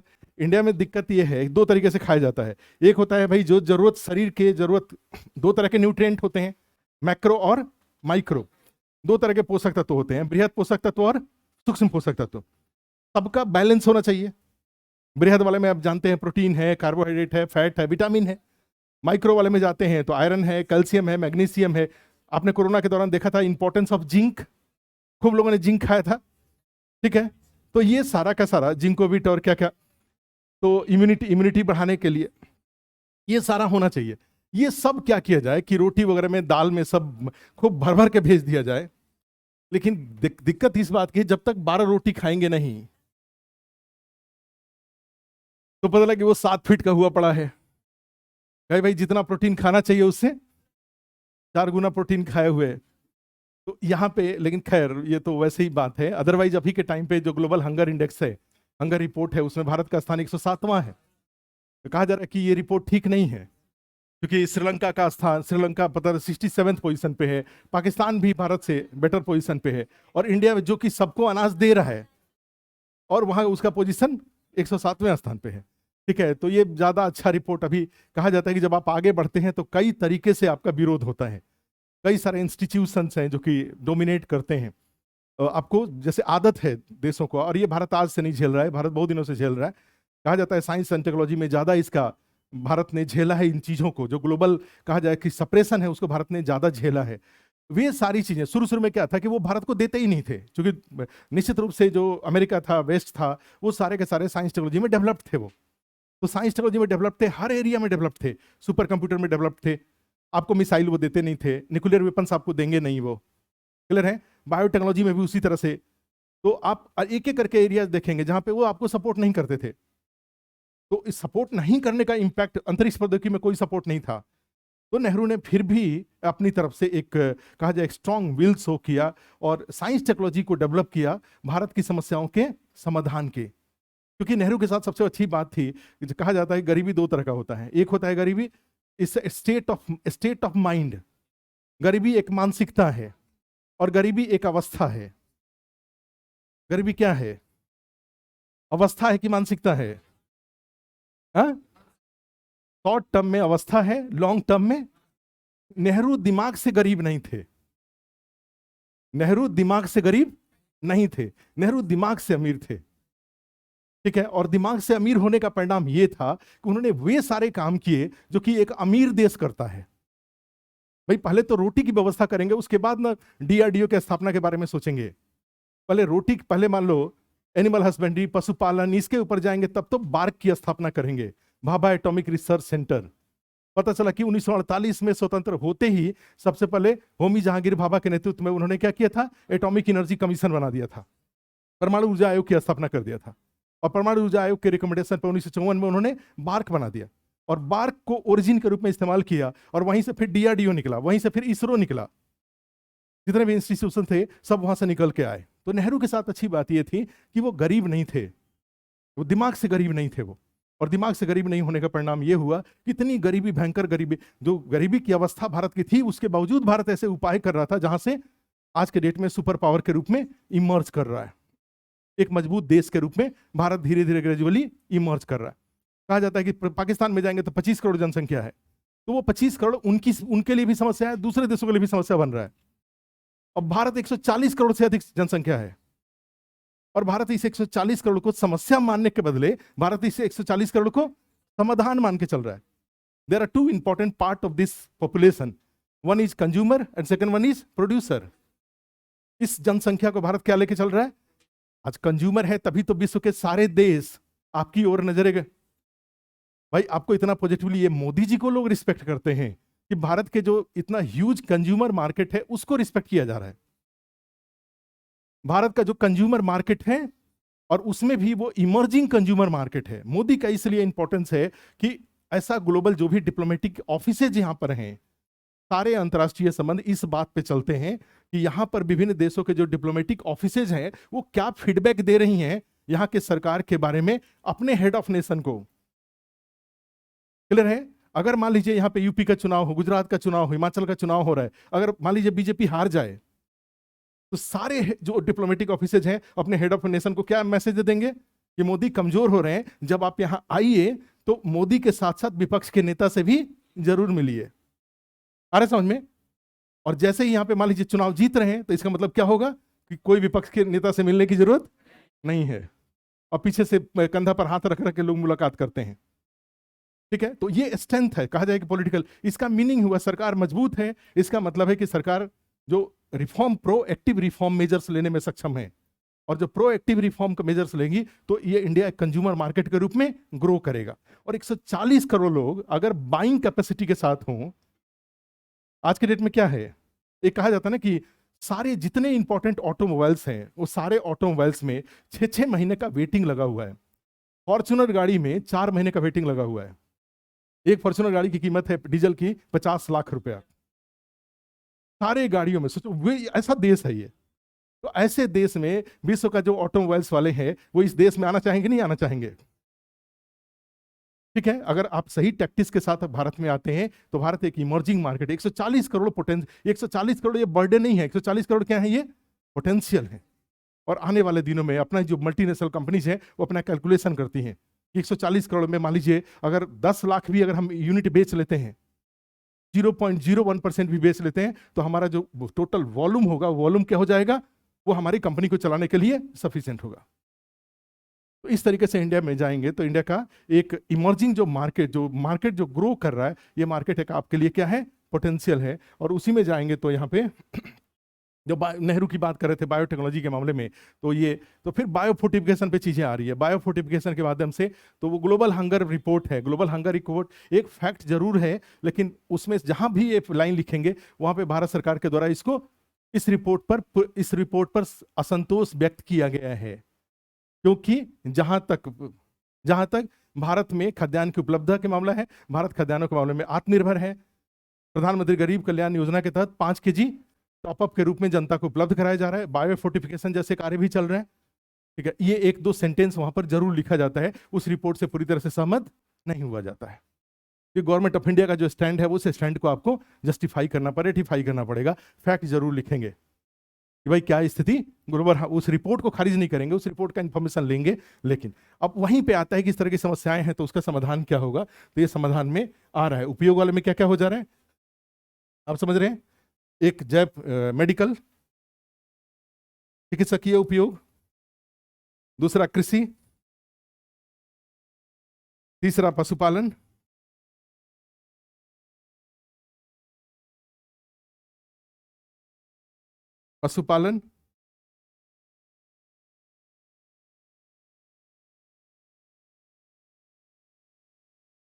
पशुपालन के बाद औद्योगिक,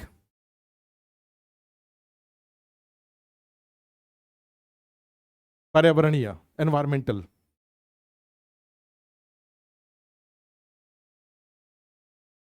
etc। प्रौद्योगिकियों में कई सारे हैं जो कि हम लोग उसको आगे फिर देखेंगे, जब टॉपिक करेंगे तो उसमें करेंगे। 5th टॉपिक लिखिए, 5th सूचना एवं संचार। अच्छा, वो एक बता रहे थे उसका कि बाहर से जब आप ऊपर उठेंगे तो विरोध आपका होगा, और विरोध आज नहीं हो रहा है, विरोध पहले से हो रहा है। जितने भी साइंस टेक्नोलॉजिकल एरियाज हैं, पहले क्या करते थे, सीधे मना कर देते थे।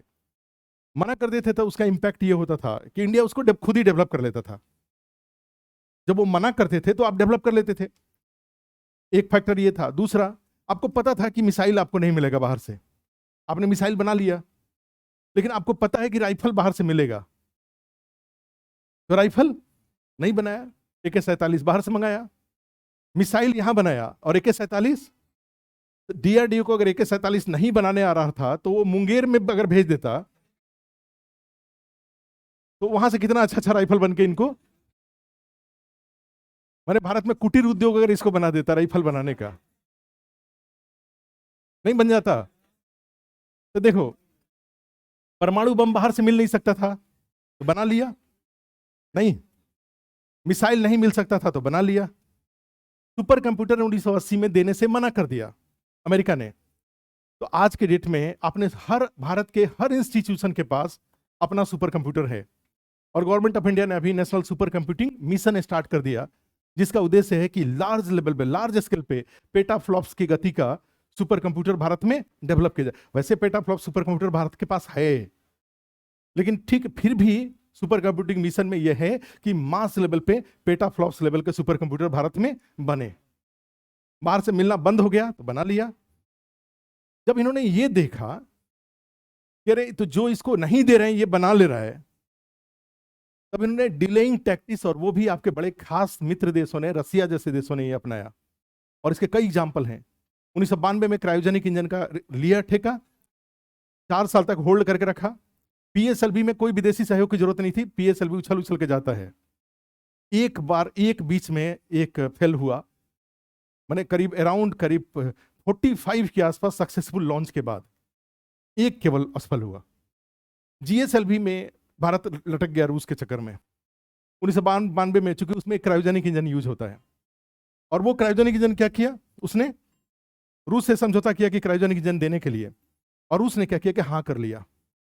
4 साल तक होल्ड करके रखा। 96 में आके बोला कि नहीं, हम नहीं दे सकते आपको। तो 96 से बनाना शुरू किया और 2001 में इंडिया ने क्रायोजेनिक इंजन टेस्ट कर लिया। उसके बाद फिर लिया कुछ जीएसएलवी मार्क 1 के लिए, कुछ क्रायोजेनिक इंजन लिया बने बनाए। और उसके बाद आज के डेट में जीएसएलवी में जितने क्रायोजेनिक इंजन यूज हो रहे हैं सारा का सारा इंडिजिनस है, इंडिया का है। जो 4000 केजी से अधिक उठाने वाले जो जीएसएलवी बन रहा है उसका सारा क्रायोजेनिक इंजन कहाँ बन रहा है, इंडिया में बन रहा है। जब रूस से मिलने की संभावना खत्म तो इंडिया ने अपना बना लिया। क्लियर है। न्यूक्लियर पावर प्लांट, जब कनाडा से टेक्नोलॉजी मिलनी बंद हो गई तो भारत ने अपना ही बना लिया। 8 साल के अंदर में भारत ने अपना बना लिया था। 1972 में रशियन उसमें कनाडा के सपोर्ट से रावत भाटा में प्लांट लगाया था।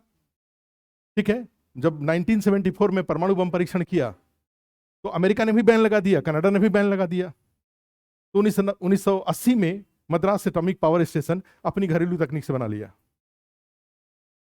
ये इस तरह से पीएफवीआर एक बन रहा है। 2012 में ही उसका ऑपरेशन, उसका बिजली उत्पादन स्टार्ट हो जाना चाहिए था।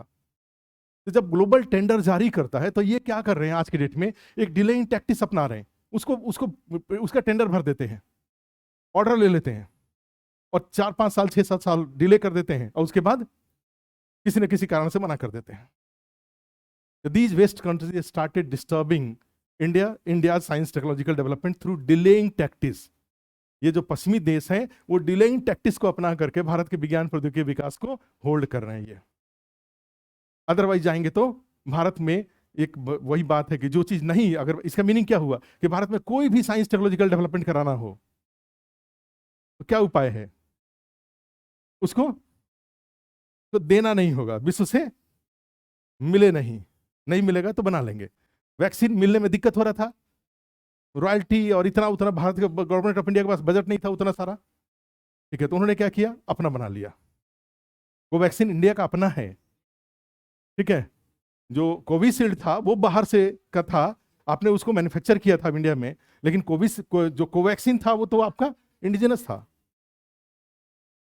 और भी कई सारे। खैर, तो एक सूचना एवं संचार तकनीक में यहां पर जो टॉपिक निकल के आता है आज के डेट में, एक तो इंटरनेट,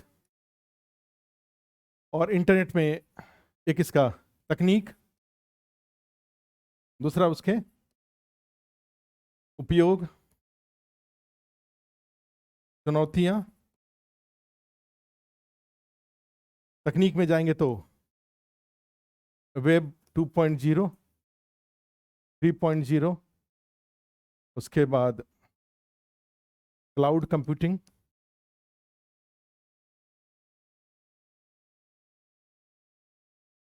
आईओटी,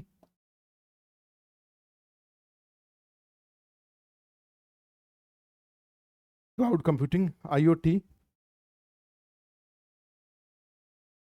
उपयोग वाले में 2, ई कॉमर्स, ई गवर्नेंस।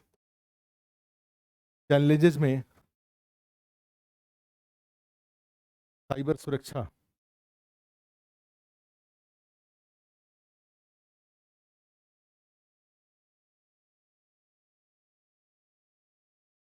जो भी लेटेस्ट डेवलपमेंट है इंटरनेट में वो सब यहीं पे आ जाएगा। एक और हो सकता है IPv4-6, इंटरनेट प्रोटोकॉल वर्जन 4 और 6। इंटरनेट प्रोटोकॉल वर्जन IPv4 और 6, ऐसे न लिख करके। क्लाउड कंप्यूटिंग, एक मिनट हिंदी में लिख दीजिए, IPv4, IPv6, और ये है क्लाउड कंप्यूटिंग। यूज कर रहे हैं तो आप, जितने आपके मोबाइल पे इतने सारे मेल आ रहे हैं,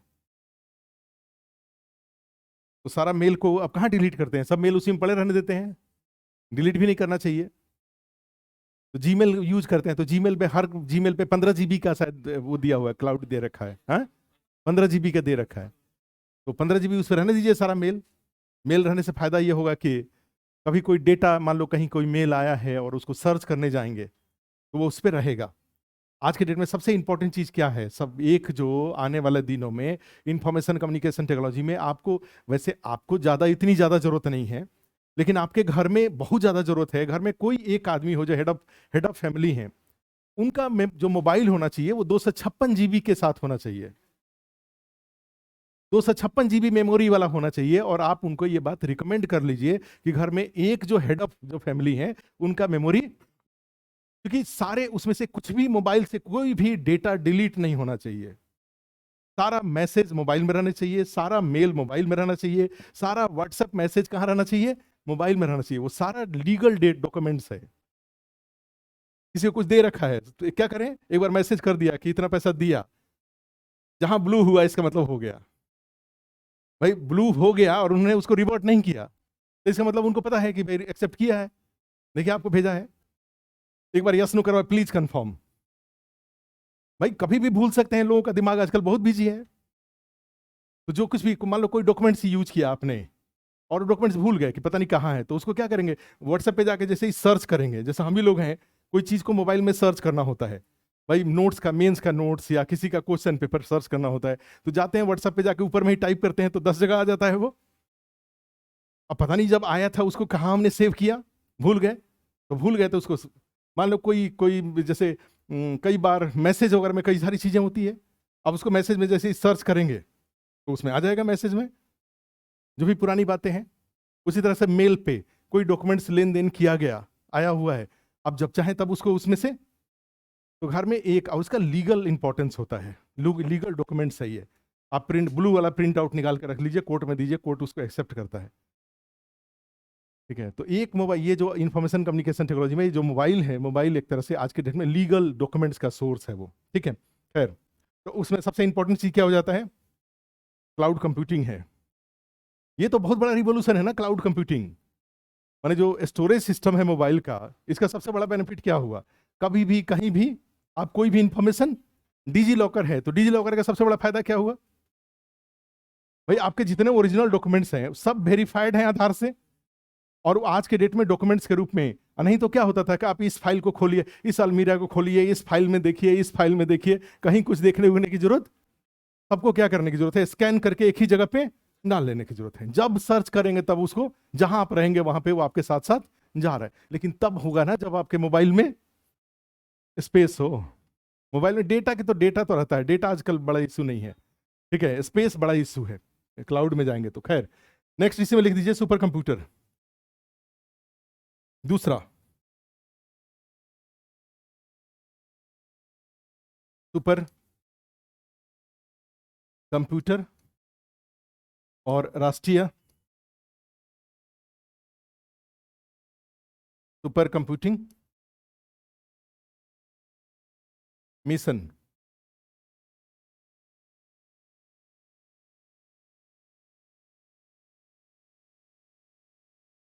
कंप्यूटिंग,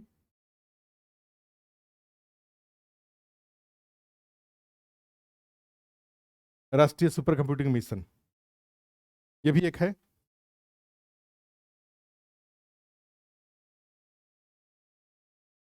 राष्ट्रीय सुपर कंप्यूटिंग मिशन, और एक और इसी में अभी जो चल रहा है 1G, बीपीएससी में वैसे नहीं पूछेगा लेकिन फिर भी,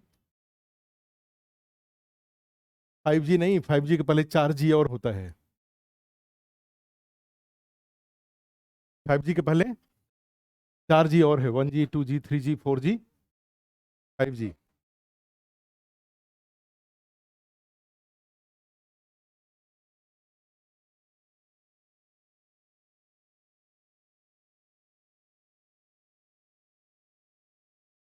ठीक है, अच्छा, तो ये एक टॉपिक ही तो ये भी था, ये इंपॉर्टेंट टॉपिक है, और क्वेश्चन इसमें भी अप्लाइड टाइप के क्वेश्चन कुछ भी पूछा जा सकता है, ध्यान रखिएगा। आपके इसके बहुत सारी चीजें होंगी जो कहीं as a source of information के रूप में यूज करेगा कुछ, जैसे मान लो विज्ञान, पिछले 75 साल में विज्ञान प्रौद्योगिकी के क्षेत्र में भारत की उपलब्धियां, तो जब उपलब्धियां होगा तो एक हेडिंग क्या होगा, इंफॉर्मेशन एंड कम्युनिकेशन, संचार एवं संचार सूचना एवं संचार तकनीक के क्षेत्र में उपलब्धियां, इतने सारे इंफॉर्मेशन होंगे, भीड़ लग जाएगा इंफॉर्मेशन का। एक पैरा पूरा माने जैसे पैरा, कई पैरा बन जाएगा वहां पे। उसी तरह से क्या हो जाएगा भाई, पिछले 75 साल में उपलब्धियां, जैव प्रौद्योगिकी के क्षेत्र में उपलब्धियां, पिछले 65 साल में उपलब्धियां, अंतरिक्ष प्रौद्योगिकी के क्षेत्र में उपलब्धियां, नवीकरणीय ऊर्जा के क्षेत्र में उपलब्धियां, नाभिकीय ऊर्जा के क्षेत्र में उपलब्धियां, उसी तरह से रक्षा प्रौद्योगिकी, डिफेंस टेक्नोलॉजी के क्षेत्र में उपलब्धियां। आप समझ रहे हो? इस तरह से हेल्थ माने जैसे मेडिसिन के क्षेत्र में आज इंडिया एक most important place of development of medicine के रूप में इमर्ज किया हुआ है। बड़े सारे मेडिसिन का यहाँ पर रिसर्च एंड डेवलपमेंट हो रहा है। हाँ, ये जरूर है, हाई वैल्यूज मेडिसिन यहाँ पे नहीं बन रहे हैं, बनते हैं, लेकिन लो वैल्यू मेडिसिन तो, जेनेरिक मेडिसिन तो भरमार पड़ा हुआ है यहाँ पे। जेनेरिक मेडिसिन का तो हाल ये है कि पूरे विश्व का सारा बीमारी, सारा बुखार ठीक कर सकता है भारत? नहीं ठीक कर सकता। इतना पैरासीटामोल यहाँ बन जाएगा कि पता चला कि पूरे विश्व पैरासीटामोल खा खा करके ठीक हो जाएगा, किसी को किसी की जरूरत ही नहीं है मेडिसिन की। एक पहले कहा जाता था कि भाई ऑनलाइन ओपीडी आ गया, जैसे भारत ने संजीवनी बना रखा है, एक आ रहा है ना ओपीडी बना रहा है, तो एज ए, तो इस तरह के इसको बोलते हैं सॉफ्ट डिप्लोमेसी। ये हार्ड डिप्लोमेसी नहीं है, ये सॉफ्ट डिप्लोमेसी। हार्ड डिप्लोमेसी होता है भाई किसी को आप 2 बिलियन उठा के दे देते हैं, that is called hard diplomacy, भाई उसको फेवर लेने के लिए। लेकिन भारत के पास हार्ड डिप्लोमेसी के लिए पैसे कम हैं, और भारत वो काम कर भी नहीं सकता जो चाइना करता है। भाई चाइना क्या करता है, 8% 10% ब्याज दर पे जाकर के रिश्वत वगैरह दे करके उस प्रोजेक्ट को अपने यहाँ ले लेता है, अपने हाथ में। पूरा पाकिस्तान को सत्यानाश करके रखा हुआ है, पूरा श्रीलंका को सत्यानाश करके रखा हुआ है, कई अफ्रीकी देशों में सब बुरा हाल है। माने अब बहुत सारे देश हैं जो बिल्कुल हाईली इस बात को लेकर के अलर्ट, इवन चाइना भी अधिक लालच में जाकर के अपने पैसे को अन्य जगहों पे इन्वेस्ट करता रहा, और वहां से अब कुछ भी रिटर्न नहीं आ रहा है। पाकिस्तान में सारा पैसा जाके फंस गया, श्रीलंका में हम्बन टोटा ले ही लिए, तो क्या कर लेंगे आप उसका? मिलिट्री बेस के रूप में इस्तेमाल करेंगे। तो मिलिट्री बेस के रूप में इस्तेमाल करेंगे तो जब युद्ध होगा तब तो इस्तेमाल करेंगे। अभी युद्ध ही कहां हो रहा है, और युद्ध होगा तो उसके बाद फिर इस्तेमाल करने लायक वो रह भी कहां जाएगा? तो वो तो खराब इन्वेस्टमेंट हुआ ना चाइना का, तो प्रोडक्टिव इन्वेस्टमेंट तो है नहीं वो, कि वहां से चाइना कुछ पैसे कमा रहा है। तो अमेरिका वगैरह के साथ होता है कि वो जो डिप्लोमेसी करते हैं तो उससे वो पैसे कमाते हैं, उस देश के हेड ऑफ नेशन को, उस देश के पूरे सिस्टम को अपने प्रभाव में ले लेते हैं, और फिर अपने जितने मल्टीनेशनल कंपनीज हैं उसके फेवर में पॉलिसी डिसीजन करा लेते हैं। टेस्ला कंपनी भारत नहीं आ पा रही है, क्यों नहीं आ पा रही है? क्योंकि टेस्ला कंपनी के लिए है कि भाई आप हमारे यहाँ आओ, इन्वेस्ट करो, गाड़ी बनाओ, करीब 30-32% हम आपसे टैक्स लेंगे, 50% तक टैक्स लगाएंगे उसके ऊपर। क्लियर है? बोलता है नहीं, हमारा जो चाइना में गाड़ी बनता है वही हम इंडिया बेचेंगे। इंडिया बोलता है 100% टैक्स लगाएंगे। भाई ले आओ, 50 लाख रुपए का होगा, 50 लाख रुपए टैक्स लगाएंगे, 1 करोड़ में कोई खरीदेगा नहीं यहाँ। तो उससे अच्छा तरीका क्या है कि यहीं पे लाके बनाओ। और वही क्या होता, एप्पल कंपनी ने इतना, क्योंकि वही आज से 10 साल पहले का अमेरिका होता तो टेस्ला कंपनी अब तक भारत में इन्वेस्टमेंट कर रही होती, और उल्टा पता चला कि टैक्स लगाने के बदले उल्टा और उस पर उसको सब्सिडी मिल रहा होता। इलेक्ट्रिसिटी के नाम पर पता चला कि पर्यावरण सुरक्षा के नाम पर भारत सरकार द्वारा टेस्ला कंपनी को मूल्य पर 10% की सब्सिडी, सारे करों की छूट प्लस सब्सिडी। और आज के डेट में है कि नितिन गडकरी कि आओ फिर चाइना से बना के ले आओगे तो 100% टैक्स लगेगा, इंडिया बनाओगे तो 30-35% टैक्स लेंगे। ये इसके आज के डेट में तो अमेरिका दूसरे तरह से यूज करता था, और ये चाइना अलग तरीके से इस्तेमाल करता है, तो वो भी स्ट्रगल में है चाइना। तो इंडिया में जाएंगे तो क्या लिखे? अच्छा, नेक्स्ट एक और लिख दीजिए, रक्षा प्रौद्योगिकी, डिफेंस टेक्नोलॉजी। रक्षा प्रौद्योगिकी बीपीएससी में बहुत ही नेग्लेक्टेड टॉपिक है, अलग से टॉपिक एक लिखिए, रक्षा प्रौद्योगिकी, डिफेंस टेक्नोलॉजी।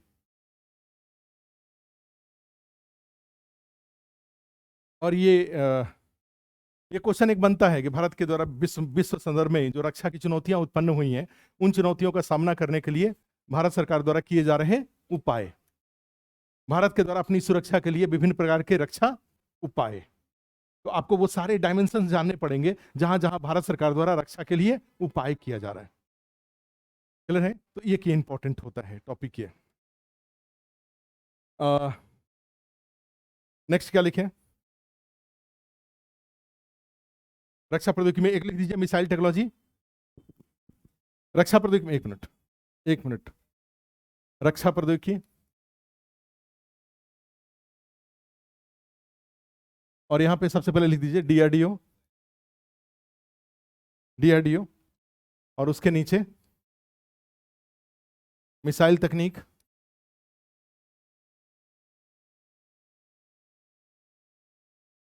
मिसाइल तकनीक, दूसरा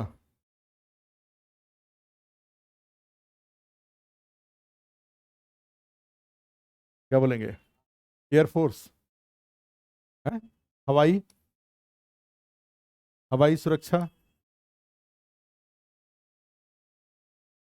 और क्या बोलते हैं, नेवी, जल, जलीय सुरक्षा, चलो ठीक है, जलीय सुरक्षा, और उसके बाद एक और आता है जैविक एवं रासायनिक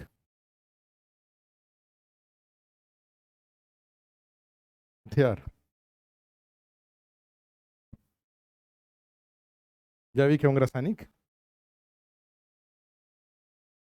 हथियार। उसके बाद कौन सा था ये, पांचवा, छठा, सिक्स था ये, अब सेवेंथ, पर्यावरण, प्रदूषण,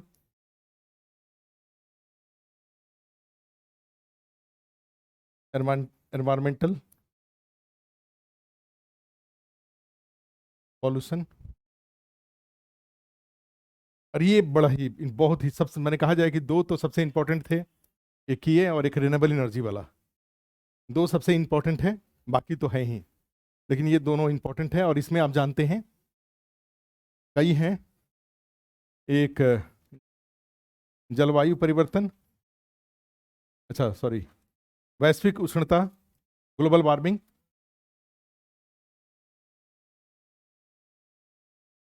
वैश्विक उष्णता। अब इसने COP27 कल 18 तारीख को कंक्लूड हुआ, अब उसके जो जो फाइंडिंग्स हैं वो सारे आपके कॉपी में होने चाहिए, टीचर बाद में बताएंगे, लेकिन आप जो न्यूज़पेपर पढ़े तो उसमें क्या क्या फाइंडिंग्स, लास्ट में क्या क्या इंक्लूड हुआ, फंड बनाने की बात आई, ठीक है। तो जो क्लीन डेवलपमेंटल मैकेनिज्म के लिए एक हो रहा है ना कि भाई पॉल्यूशन डेवलप्ड नेशन ने, तो भाई उसके अगेंस्ट जो क्लीन डेवलपमेंटल मैकेनिज्म अपनाया जाना है, तो that is a costly affair, एक महंगा उपाय है वो, तो महंगे उपाय का लागत कौन देगा, तो उसके लिए एक वर्ल्ड लेवल पे एक $100 बिलियन का एक फंड बनना चाहिए, and that should be contributed by developed nation, विकसित देशों द्वारा उसकी उसमें भागीदारी की जानी चाहिए, क्लीन डेवलपमेंटल। दूसरा इसमें ओजोन लेयर, ओजोन स्तर, अम्लीय वर्षा,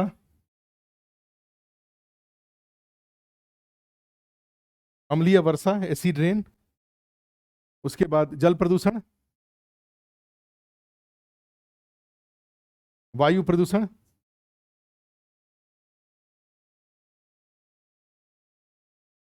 ई waste, plastic waste,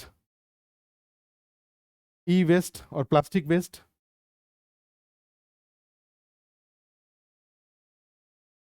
plastic waste. उसके बाद अंतरिक्ष प्रदूषण, स्पेस पॉल्यूशन,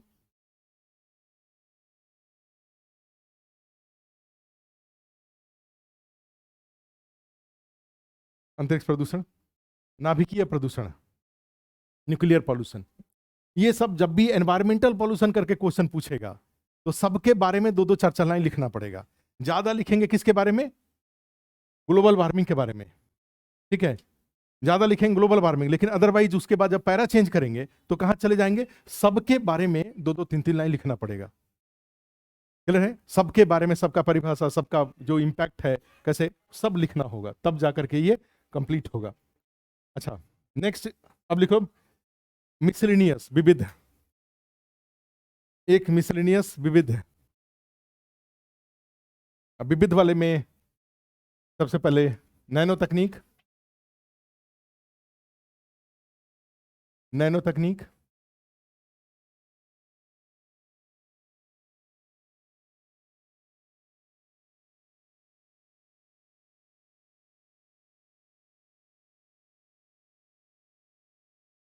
ठीक है, नैनो टेक्नोलॉजी।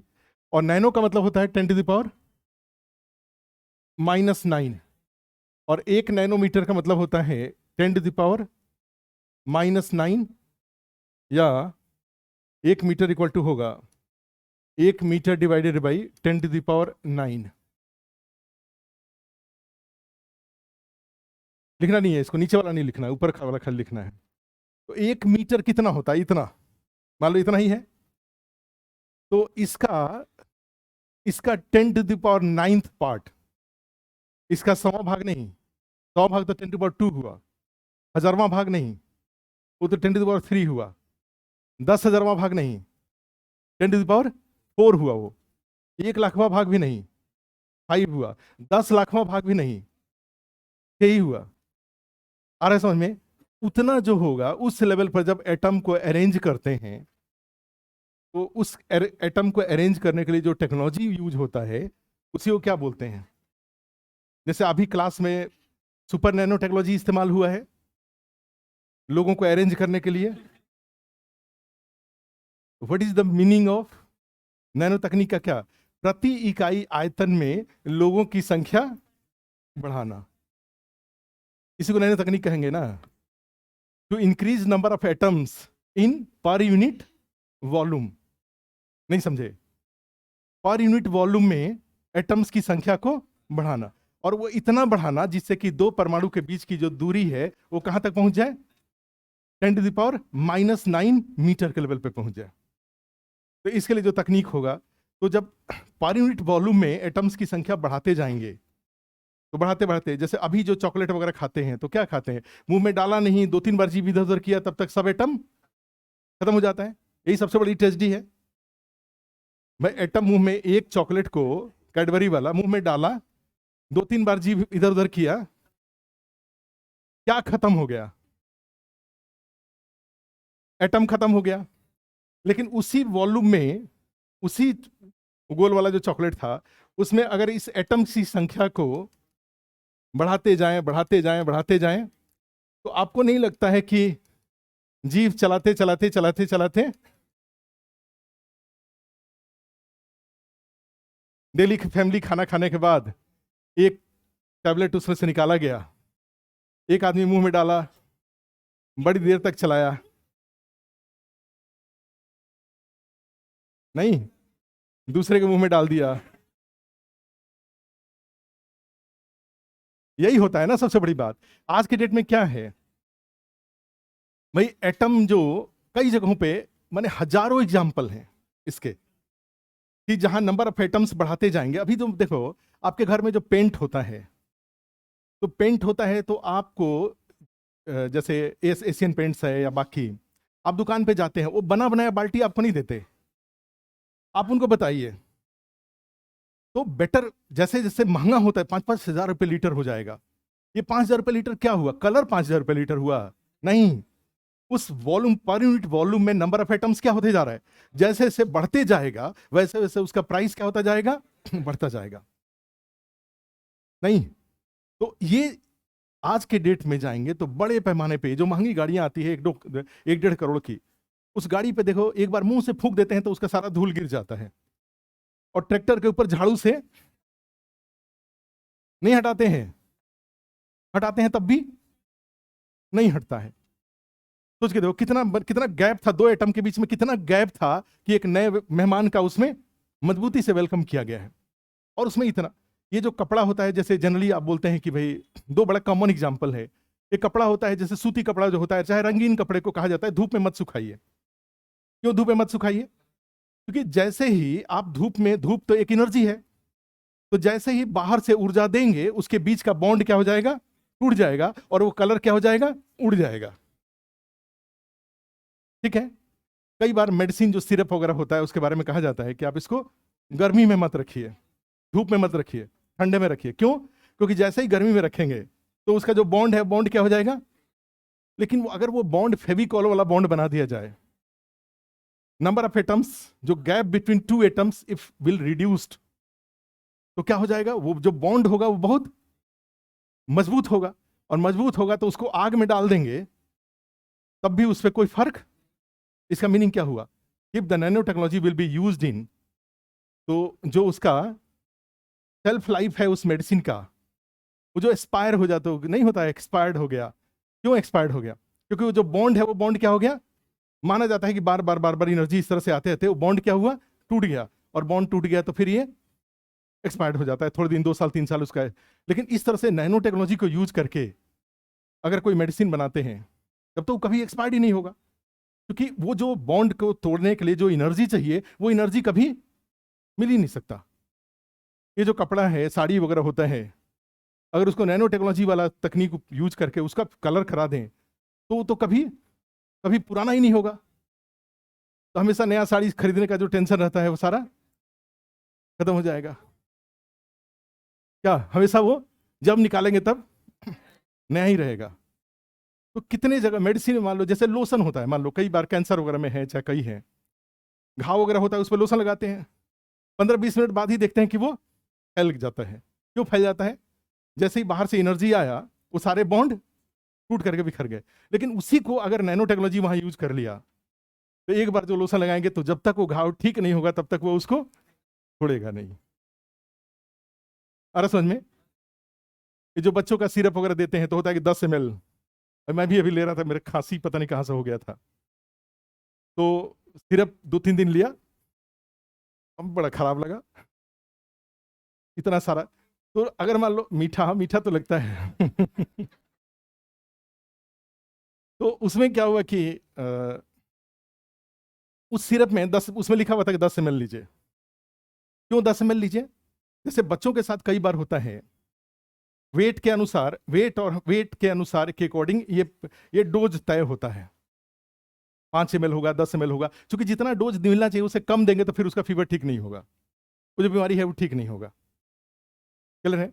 होता क्या है भाई, वो जो 10 ml है, ये माना जाता है कि 10 ml में जो सॉल्ट रिक्वायर्ड है, वो 10 ml में ही मिलेगा। वो सिर्फ एक कॉम्बिनेशन ऑफ सॉल्ट है, ठीक है, 10 ml में मिलेगा। अब वहां पे अगर नैनो टेक्नोलॉजी यूज कर लें, तो आपको नहीं लगता है कि वो 1 ml में ही वो number of volume in per unit.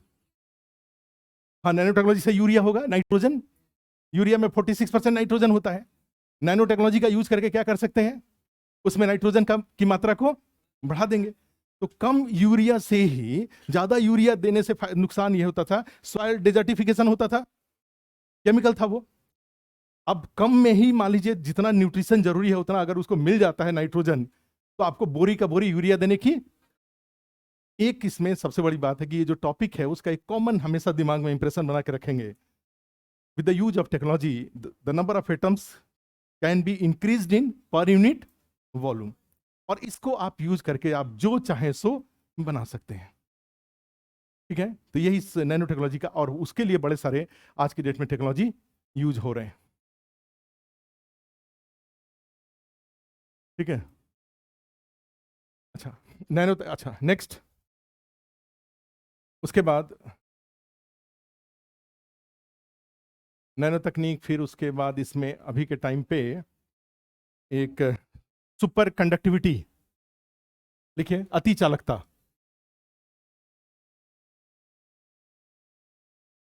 अति चालकता। हाँ, उसी में नया टॉपिक है ये, बीपीएससी का बड़ा पेट क्वेश्चन है ये, अति चालकता, उच्च तापमान पर अति चालकता, ठीक है, बीपीएससी का फेमस क्वेश्चन है। एक और है, हाँ, लेजर तकनीक, लेजर तकनीक का उसके विभिन्न उपयोग तथा उसके विभिन्न विभिन्न उपयोग, या इस सबको बोल सकते हैं मॉडर्न एज टेक्नोलॉजी के नाम से भी बोल सकते हैं, मॉडर्न एज, हाँ, मॉडर्न एज टेक्नोलॉजी। और भी कुछ कुछ आएगा, आर्टिफिशियल इंटेलिजेंस, एआई, रोबोट्स,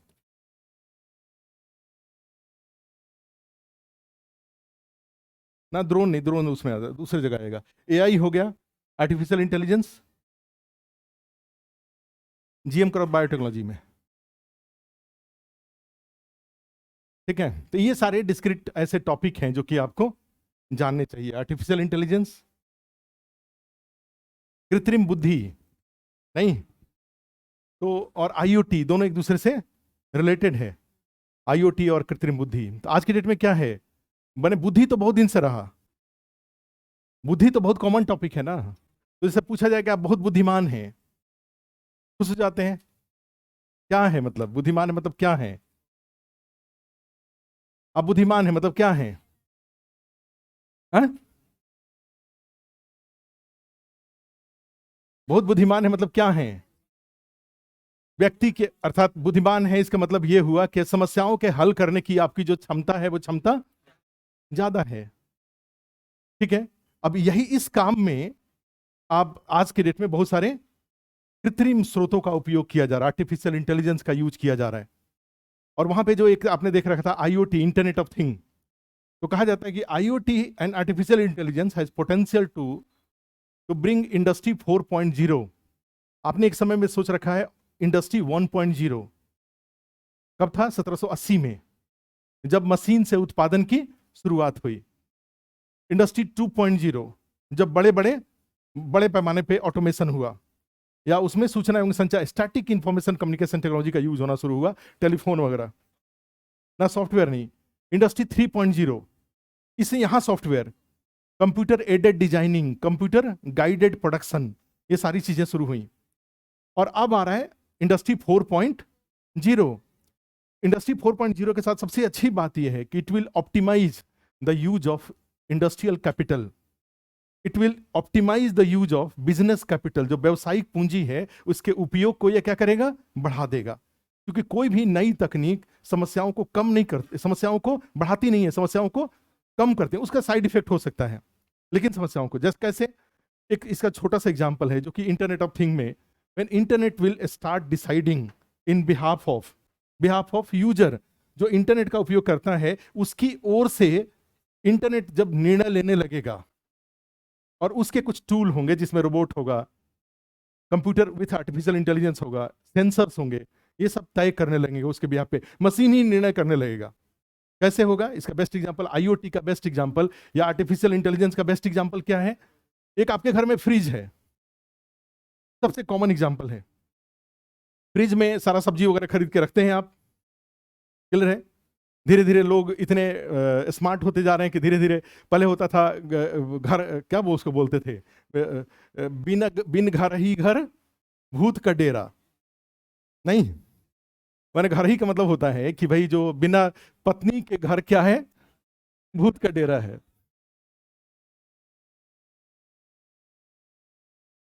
किसने कहा है? तुलसीदास ने कहा है ये, हिंदी साहित्य वाले होंगे कोई। खैर, अब धीरे धीरे लोग इतने ज्यादा व्यक्तिवादी, पहले ज्वाइंट फैमिली में रहते थे, फिर न्यूक्लियर फैमिली में आए, न्यूक्लियर फैमिली से फिर हस्बैंड वाइफ पे आए, हस्बैंड वाइफ से अब हस्बैंड अलग, वाइफ अलग, अब रोबोट्स के साथ रहेंगे। नहीं, अभी तो ना सोफिया रोबोट्स जो बनाई गई है, एक सऊदी अरबिया में एक रोबोट्स बनाई गई है सोफिया, तो अब रोबोट्स के साथ रहेंगे।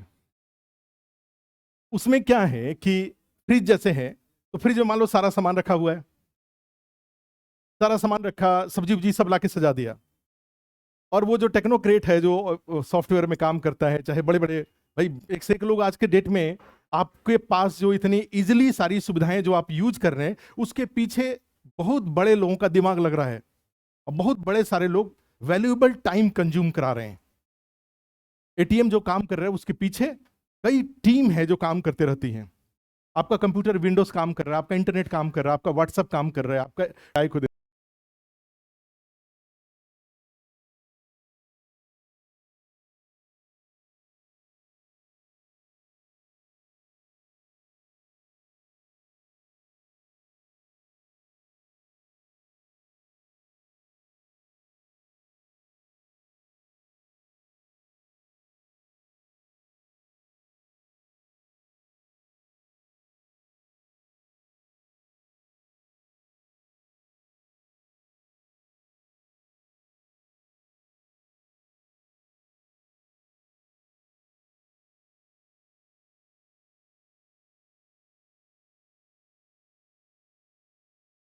दिया, इधर उधर दे दिया, ये नेग्लिजिबल चीज है ये सब। लेकिन अब यहाँ पे when IoT will start using intelligence, artificial intelligence use होगा तो क्या होगा, अब ये फ्रिज डिसाइड करने लगेगा कि ये जो बेवकूफ है वो क्या क्या खाता है। अब अगली बार जब सब्जी का ऑर्डर होगा तो फ्रिज इसके हिस्ट्री के आधार पे, खाने के हिस्ट्री के आधार पे ये ऑर्डर भेजेगा कि खाली आलू भेजना और कुछ मत भेजना। आ रहा है समझ में? That is called artificial intelligence and use of internet of thing. When fridge will start taking decision in behalf of user, जो उपयोगकर्ता के की ओर से कौन निर्णय लेने लगेगा, वो फ्रिज निर्णय लेगा। दूध मत भेजना, ये दूध पी नहीं रहा है, ये फ्रिज में ही दूध पड़ा हुआ है, 3 दिन दूध पड़ा हुआ है, तो उसके बाद क्या होगा, दूध वाला आएगा तो उसको बोल देगा, मैसेज चला जाएगा, फ्रिज ही मैसेज भेज देगा दूध मत भेजना, आपको बोलने की जरूरत। यहां पे हुआ क्या, मान लो जैसे बिजनेस में जा रहे हैं, इंडस्ट्री में जा रहे हैं, कपड़ा का दुकान वैन हुसैन है, आप देखते हैं कि इंडिया में 38 से लेकर के 46 साइज शर्ट होता है, 38 साइज से लेकर के 46 साइज तक। सबसे इंडिया का कॉमन साइज 42 है, 40 और 42, ये इंडिया का सबसे कॉमन साइज है। बिहार का 40 है, दिल्ली का 42 है, पंजाब का 44-46 है। बिहार में हमें लग रहा है 40 से ज्यादा तो यूज, सबसे ज्यादा साइज अगर पटना में कोई बिकता होगा तो साइज कौन सा होगा, 40 साइज होगा, कुछ 38 भी होगा। होता क्या है कि जैसे मान लो, लेकिन कंपनी की तरफ से जब कोई पर्टिकुलर छींट पर, छींट का मतलब हुआ कि जो सेड जिसको बोलते हैं आप, हर बड़ी बड़ी कंपनी का जो सेड, जो शर्ट का सेड होता है वो उनका पेटेंट होता है, वो खुद डिजाइन कराते हैं। ऐसा नहीं होता कि रिलायंस इंडस्ट्रीज ने जो कपड़ा भेज दिया उस कपड़े का वो शर्ट बना देंगे। आप देखते होंगे वैन हुसैन का, चाहे बड़ी बड़ी जो कंपनीज हैं, उनके जो कलर का जो कॉम्बिनेशन होगा, मार्क्स स्पेंसर वगैरह का, वो सेड आपको दूसरा कहीं नहीं मिलेगा, केवल और केवल उसी दुकान में मिलेगा, उसी कंपनी का मिलेगा प्रोडक्ट वो। तो कपड़े का जो कलर होता है, जो ब्लॉक होता है, ये सारा उनका पेटेंट होता है। बनवाया उन्होंने सारा कपड़ा, बड़े पैमाने बनवाया, और सबका पता चला कि 5-5 पीस क्या हो जाता है, 5-5 पीस 46, 44, 42, 40, 38, सब 5-5 पीस बन गया। हम लोग दुकान में जाते हैं, दुकान में जाके क्या देखते हैं, दुकान में जाकर के देखते हैं कि पूछता है वो कौन सा साइज चाहिए, तो 42, आपका अच्छा आपका ये दोनों लाइन है, यही बोलता है। 38 पैंट का आपका ये वाला लाइन है, यही बोलता है वो। इंडिया में गड़बड़ी ये है कि रिसोर्सेज तो सारे साइज बनाने में लग गया और बिक रहा है केवल 42 साइज, और ये 46 साइज, 38 साइज, 40 साइज या जो बाकी साइज हैं, वो सारे में पैसे ब्लॉक होकर के पड़ा हुआ है, वो बिक नहीं रहा है।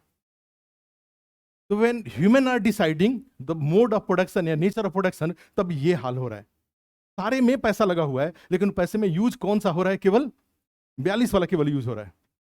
लेकिन जब यहां पे sensor, robots, artificial intelligence, internet, जब सारे ये जो आउटलेट्स हैं, सारे आउटलेट्स में से, जैसे बिहार में एक लड़का अभी गए थे थोड़े दिन पहले पटना, तो वहां पे एक मीटिंग था, एक कॉन्फ्रेंस था, किसी बिहार भर के इशू पे ही था, तो एक IAS थे, वो भी थे, तो उसी के साथ मैं गया हुआ था, उन्हीं के साथ। तो एक लड़का वहां पे मिला, बोले कि सर हमसे परिचय कराया IAS के, सर ये है, ये इनके 80 अभी तक इन्होंने ये इनका स्टार्टअप है मेडिसिन, मेडिकल स्टोर का स्टार्टअप। इनका किस चीज का, मेडिकल स्टोर का। तो उसका कहना था कि अभी तक हमने बक्सर, आरा एरिया में, सब में हमने 80 मेडिकल स्टोर अभी तक खोला है। तो आज के डेट में क्या हो रहा है, चेन ऑफ मेडिकल स्टोर है, जब खोलने ही जाएंगे, बैंक से लोन लेंगे 5 करोड़ 10 करोड़, तो हर शहर में एक मेडिकल स्टोर खोल देंगे। अब जब मेडिकल स्टोर खोल देंगे और इसको अगर इंटरनेट ऑफ थिंग्स से और आर्टिफिशियल इंटेलिजेंस इसमें यूज कर लेंगे, तो क्या हो जाएगा, इस मेडिसिन के दुकान में अब वहां पे जो लोग बैठे हैं उनको बताने की जरूरत नहीं है कि कौन कौन सा मेडिसिन घट रहा है, किस दुकान में कौन कौन सा घट रहा है। वो जो बिलिंग हो रहा है, बिलिंग वाला जो मशीन है, वो मशीन ही डिसाइड करके इंफॉर्मेशन हेड ऑफिस को दे देगा, वेयर हाउस को दे देगा कि आप कौन कौन सा मेडिसिन किस दुकान में भेजिए, या किस दुकान में कौन सा मेडिसिन का ज्यादा कंजम्पशन, किस एरिया में कौन सा मेडिसिन ज्यादा कंजम्पशन हो रहा है। क्लियर है? तो इसका सबसे बड़ा फायदा क्या होगा, ये शर्ट वाले का चाहे, कि अब अगली बार जब वो दुकान, वैन हुसैन के सारे आउटलेट से ये मैसेज आएगा प्रोडक्शन सेंटर को कि आपको मैक्सिमम कौन सा साइज का शर्ट बनाना है, 42 साइज का मैक्सिमम, और बाकी सारे का वो क्या करेगा, एकदम से घटा देगा। तो इसका मतलब क्या हुआ, जो 100 रुपया था, सारे पर 20-20 रुपया लग रहा था, वो क्या हुआ, 60 रुपया किस पर लग गया, 42 पे। That is called optimum utilisation of industrial capital और बिजनेस कैपिटल। क्या प्रोडक्शन करना है, कितने मात्रा में करना है, all will be decided by, not by human but by artificial intelligence. ठीक है, और ये कम्युनिकेशन कौन करेगा? ये इंटरनेट ऑफ थिंग के थ्रू जाएगा। मैंने पैटर्न को स्टडी करके और उसके अकॉर्डिंग हर बात का डिसीजन लेना। ठीक है, जैसे घर में आप हैं, घर में स्मार्ट आपने घर बना रखा है, हर जगह कैमरा सेंसर लगा रखा है, और किसी से भी बात करते हैं तो दो चार सुनाते हैं उसमें, अच्छे अच्छे नहीं होता है, गाली लोग देते हैं बहुत सारे। तो क्या होगा, आप घर में नहीं है, कोई आया हुआ है, तो वही आर्टिफिशियल इंटेलिजेंस आपके बिहेवियरल पैटर्न को रीड किया हुआ है, तो जैसा आप प्रेम दिखाते हैं वैसा वो भी प्रेम दिखाएगा। एलेक्सा, जैसे ही आप पहुंचेंगे एलेक्सा आपको सुनाना शुरू करेगा, इतना क्यों खा रहे हो, कम खाओ। नहीं, that is called the best. Entire smart home will be when entire smart home will be based on internet of thing. ठीक है, विथ आर्टिफिशियल इंटेलिजेंस। मैंने आने वाले दिनों लोगों के पास टाइम कम है, अब धीरे धीरे लोगों के पास टाइम ज्यादा हो रहा है। अब मान लो महिला, जैसे घर ही में, मान लो हमारे ही घर में है, चाहे आपके घर, किसी घर में फ्रिज में कौन कौन सी सब्जी आएगा एक आदमी डिसाइड कर रहा है। कल वो भी आदमी अगर इंगेज है तो कई दिन फ्रिज में सब्जी नहीं आएगा, कई दिन घर में सब्जी नहीं आएगा। और आने वाले दिनों में लोगों के पास टाइम कम होना है कि ज्यादा होना है? कम हो रहा है। इतना टेक्नोलॉजी यूज हो रहा है, उसके बाद भी आने वाले दिनों में लोग, आप अगर एक्सेल करना चाहते हैं तो आपके पास टाइम कम होगा। और इंडिया के साथ सबसे अच्छी बात है जो हम बार बार बोलते हैं कि India is a country with aspirational people. यहां पे हर कोई भी आदमी अपने प्रेजेंट स्थिति से संतुष्ट नहीं है। जब 1990 में होता था कि कोई रोड पर भीख मांग रहा है, उसको अगर आप ये बोलते हैं कि भाई भीख क्यों मांग रहे हो, तुम काम क्यों नहीं करते हो, तो कहले ठीक है चलिए काम दे दीजिए, तो देखेगा कि मेरे पास खुद का काम नहीं है, इसको क्या काम दे, इससे अच्छा है 2 रुपया दे के पीछे छुड़ाओ। आज के डेट में ऐसा है, कोई महिला अगर किसी चौराहे पे भीख मांग रही है, अगर उसको बोल दे कि चलो काम, तुम काम क्यों नहीं करती हो, बोल दे गलती से, वो जानती है कि बोलेंगे तो ये उठाए गाड़ी में बिठा लेगा। क्यों? क्योंकि इसके घर में इसका छोटा सा बच्चा होगा जिसको कोई देखने वाला कई दिन से नहीं होगा, पड़ोसी के यहाँ दे दे के आ रहा होगा। आ रहा समझ में चैलेंजेस किस तरह से हो रहे हैं। तो आज के डेट में इंडिया इज एस्पिरेशनल कंट्री। हर आदमी यहाँ पे, कोई भी आदमी प्रेजेंट सिचुएशन से सेटिस्फाई और there is a way out. सबसे अच्छी बात है government policies are in favour, चाहे वो सेंट्रल गवर्नमेंट का हो चाहे वो स्टेट गवर्नमेंट का हो। माने सरकार की जो नीतियां हैं उस एस्पिरेशन को पूरा करने की दिशा में काम कर रही है। जो सरकार इस दिशा में काम नहीं करेगी, जनता उसको क्या कर रही है, बदल दे रहे हैं। आ रहा समझ में? और ये इंडिया का पोटेंशियल है कि it may be possible that within 15 to 20 years India become the developed nation. India will be the top nation across world. Bharat विश्व के अग्रणी देशों में आज से 15 साल बाद इमर्ज करेगा। सारे, चाहे वो फॉरेन पॉलिसी की बात हो, चाहे वो साइंस टेक्नोलॉजी की बात हो, सोलर एनर्जी में जो इंडिया की स्थिति है, जितने तेजी से आप इंटरनेट में जितनी तेजी से आप बढ़ रहे हैं, यूपीआई का यूज का पीछे दौरान 2014 में कि 15 का राज्यसभा में ट्विटर पे देख रहे थे, बोल रहे थे कि कौन सा मजाक है, एक सब्जी वाला कैसे यूपीआई यूज करेगा, उसके बाद रिचार्ज करने के, उसके पास वो बिजली कहां से आएगा रिचार्ज करने के लिए। पीछे धर्म का एक राज्यसभा में उनका एक भाषण है, सुनिए। और आज के डेट में एक ट्विटर पे ही देख रहे थे कि India has the largest number of UPI users. रिक्शे वाला भी एक ठगनी रखे हुए है, पेटीएम वाला नहीं, सारे सब्जी वालों के पास, सारे फल वालों के पास एक पड़ा हुआ है, स्कैन कर लीजिए। अब बोले कि पैसा कैसे भेजे, देर हो रहा है, बोले वो हंस रहा है, वो ये देर किस बात का हो रहा है, फोन पे कर दीजिए, पे फोन कर दीजिए। गांव से क्या फोन आता है, पे फोन कर दीजिए। हर आदमी के पास, this is the potential of India, this is the adaptability of India. India is ready to adopt all positive activities, positive things. ठीक है, if you government is providing. Bharat हर उस सकारात्मक चीज को अपनाने के लिए तैयार बैठा हुआ है, बस उस दिशा में आप उसको ले जाइए। तो ये कहा जाता है एस्पिरेशन ऑफ। तो ये सारे के सारे आपके साइंस एंड टेक्नोलॉजी के टॉपिक्स थे। और एआई और डिजिटल इंडिया, मैंने भारत जैसे देश के बारे में जहां 140 करोड़ लोग, सब समस्या ही है। अगर इसको समस्या बनाओ तो सब समस्या ही है। अगर समस्या के रूप में आप लीजिए तो 140 करोड़ लोगों की समस्याओं को डिजिटल तकनीक का उपयोग करके भारत उसको दूर कर रहा है। ये अपने आप में क्या है, एक रिवॉल्यूशन है। ये ई गवर्नेंस में एक आता है, जब हम लोग साइंस टेक्नोलॉजी इंग्लिश मीडियम करा रहे थे तो वहां पे how e governance is beneficial. तो ई गवर्नेंस के बारे में कहा जाता है it's a solution of 3D। It's a solution of 3D and its feature of 4E। 3D में क्या होता है? It's a solution of distance, delay and difficulties. आपको अपना माइग्रेशन सर्टिफिकेट वो बनाना है, डोमिसाइल सर्टिफिकेट बनाना है। मुझे डोमिसाइल सर्टिफिकेट बनाना था, ऑनलाइन गए, अप्लाई किए, घूम करके मेरे पास 7 दिन के अंदर में मेरे पास रिटर्न होकर बिहार से आ गया डोमिसाइल सर्टिफिकेट। इसका मीनिंग क्या हुआ? डिस्टेंस, नहीं तो जाना पड़ता, डिले, महीनों लगते, डिले, डिफिकल्टीज, जाते पता नहीं कहां रहते, कौन सी गाड़ी, कहां जाम, होता सारा ऑनलाइन से। That is called the digital solution of a big problem. एक उसी तरह से आएंगे 4E। It's a easy, economic, effective and eco friendly. Economic है, कितना पैसा खर्चा हुआ? 50 रुपया, हो सकता है जो चार्ज हो 50 रुपया, 50 रुपये फोन पे से, पेटीएम से पे कर दिया, हो गया। नहीं, ये जो एडमिशन जो मेंस का ही, पीटी का ही जो फॉर्म है, ऑनलाइन होने से कितना आसान हो गया। एक दिन में सारा मेल पर आ जाता है एडमिट कार्ड, और आप उसको प्रिंट आउट ले लेते हैं। अगर यही नहीं रहता तो क्या होता? किसी का गांव में आता, किसी का नानी जी के यहाँ आता, किसी का मम्मा जी के यहाँ आता, किसी का चाचा जी के यहाँ आता, वहां से वो भेज रहे हैं, वहां से वो भेज रहे हैं। What is the digital solution? That is called digital solution सारा।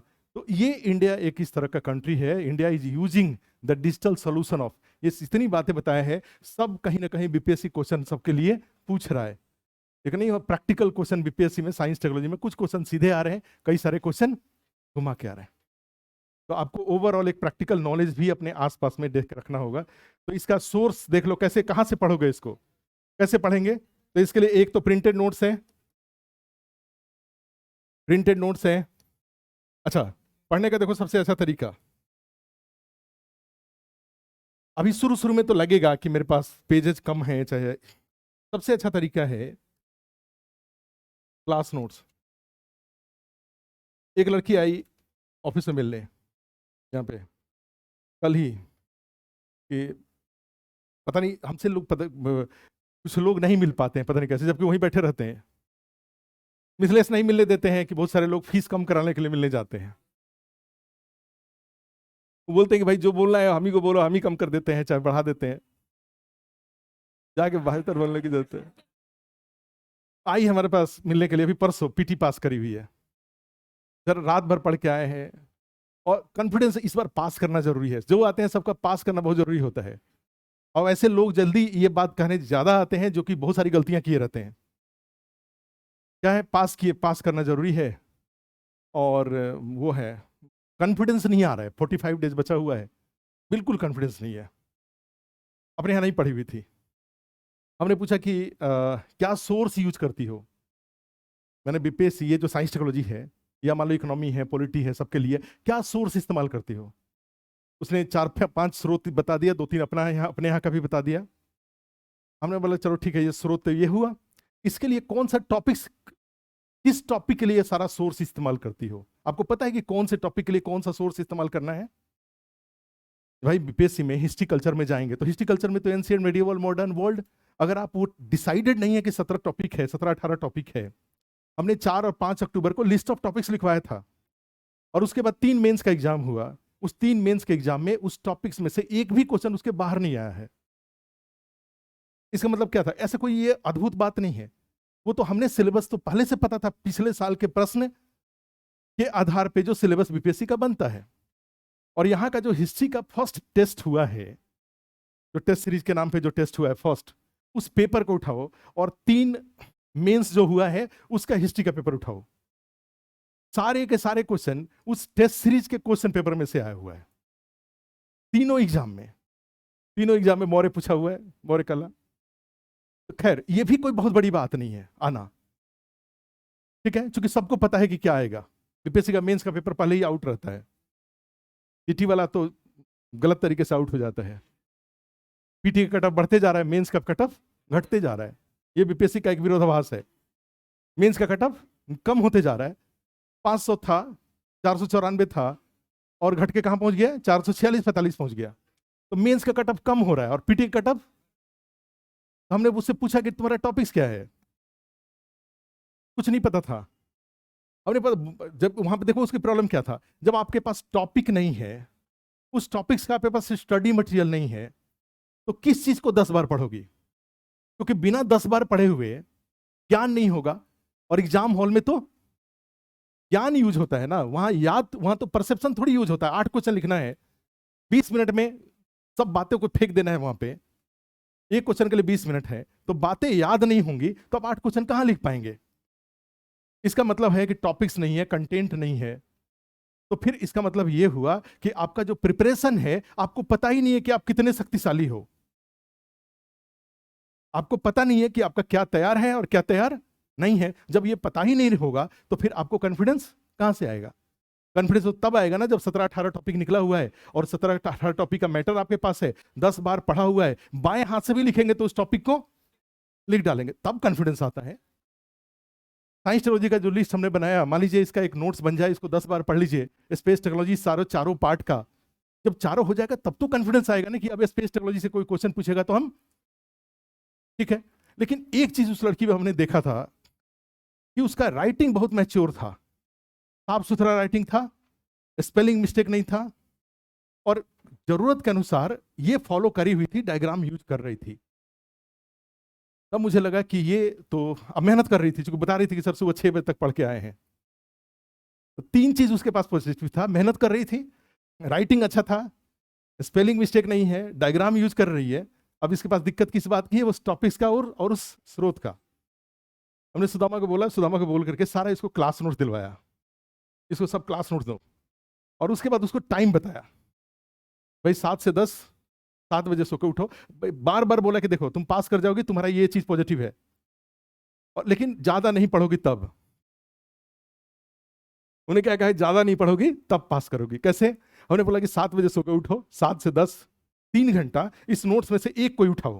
हिस्ट्री कल्चर चलो उठाए, हिस्ट्री कल्चर का 2-3 टॉपिक, 1 घंटा ब्रेक ले लो, 10 से 11, 11 से लेकर के 2 बजे तक फिर 3 घंटा एक दूसरा बुकलेट उठाओ, और इसी बुकलेट को पढ़ोगी तब। इसके अलावा कुछ भी पढ़े तो फिर फेल करोगी।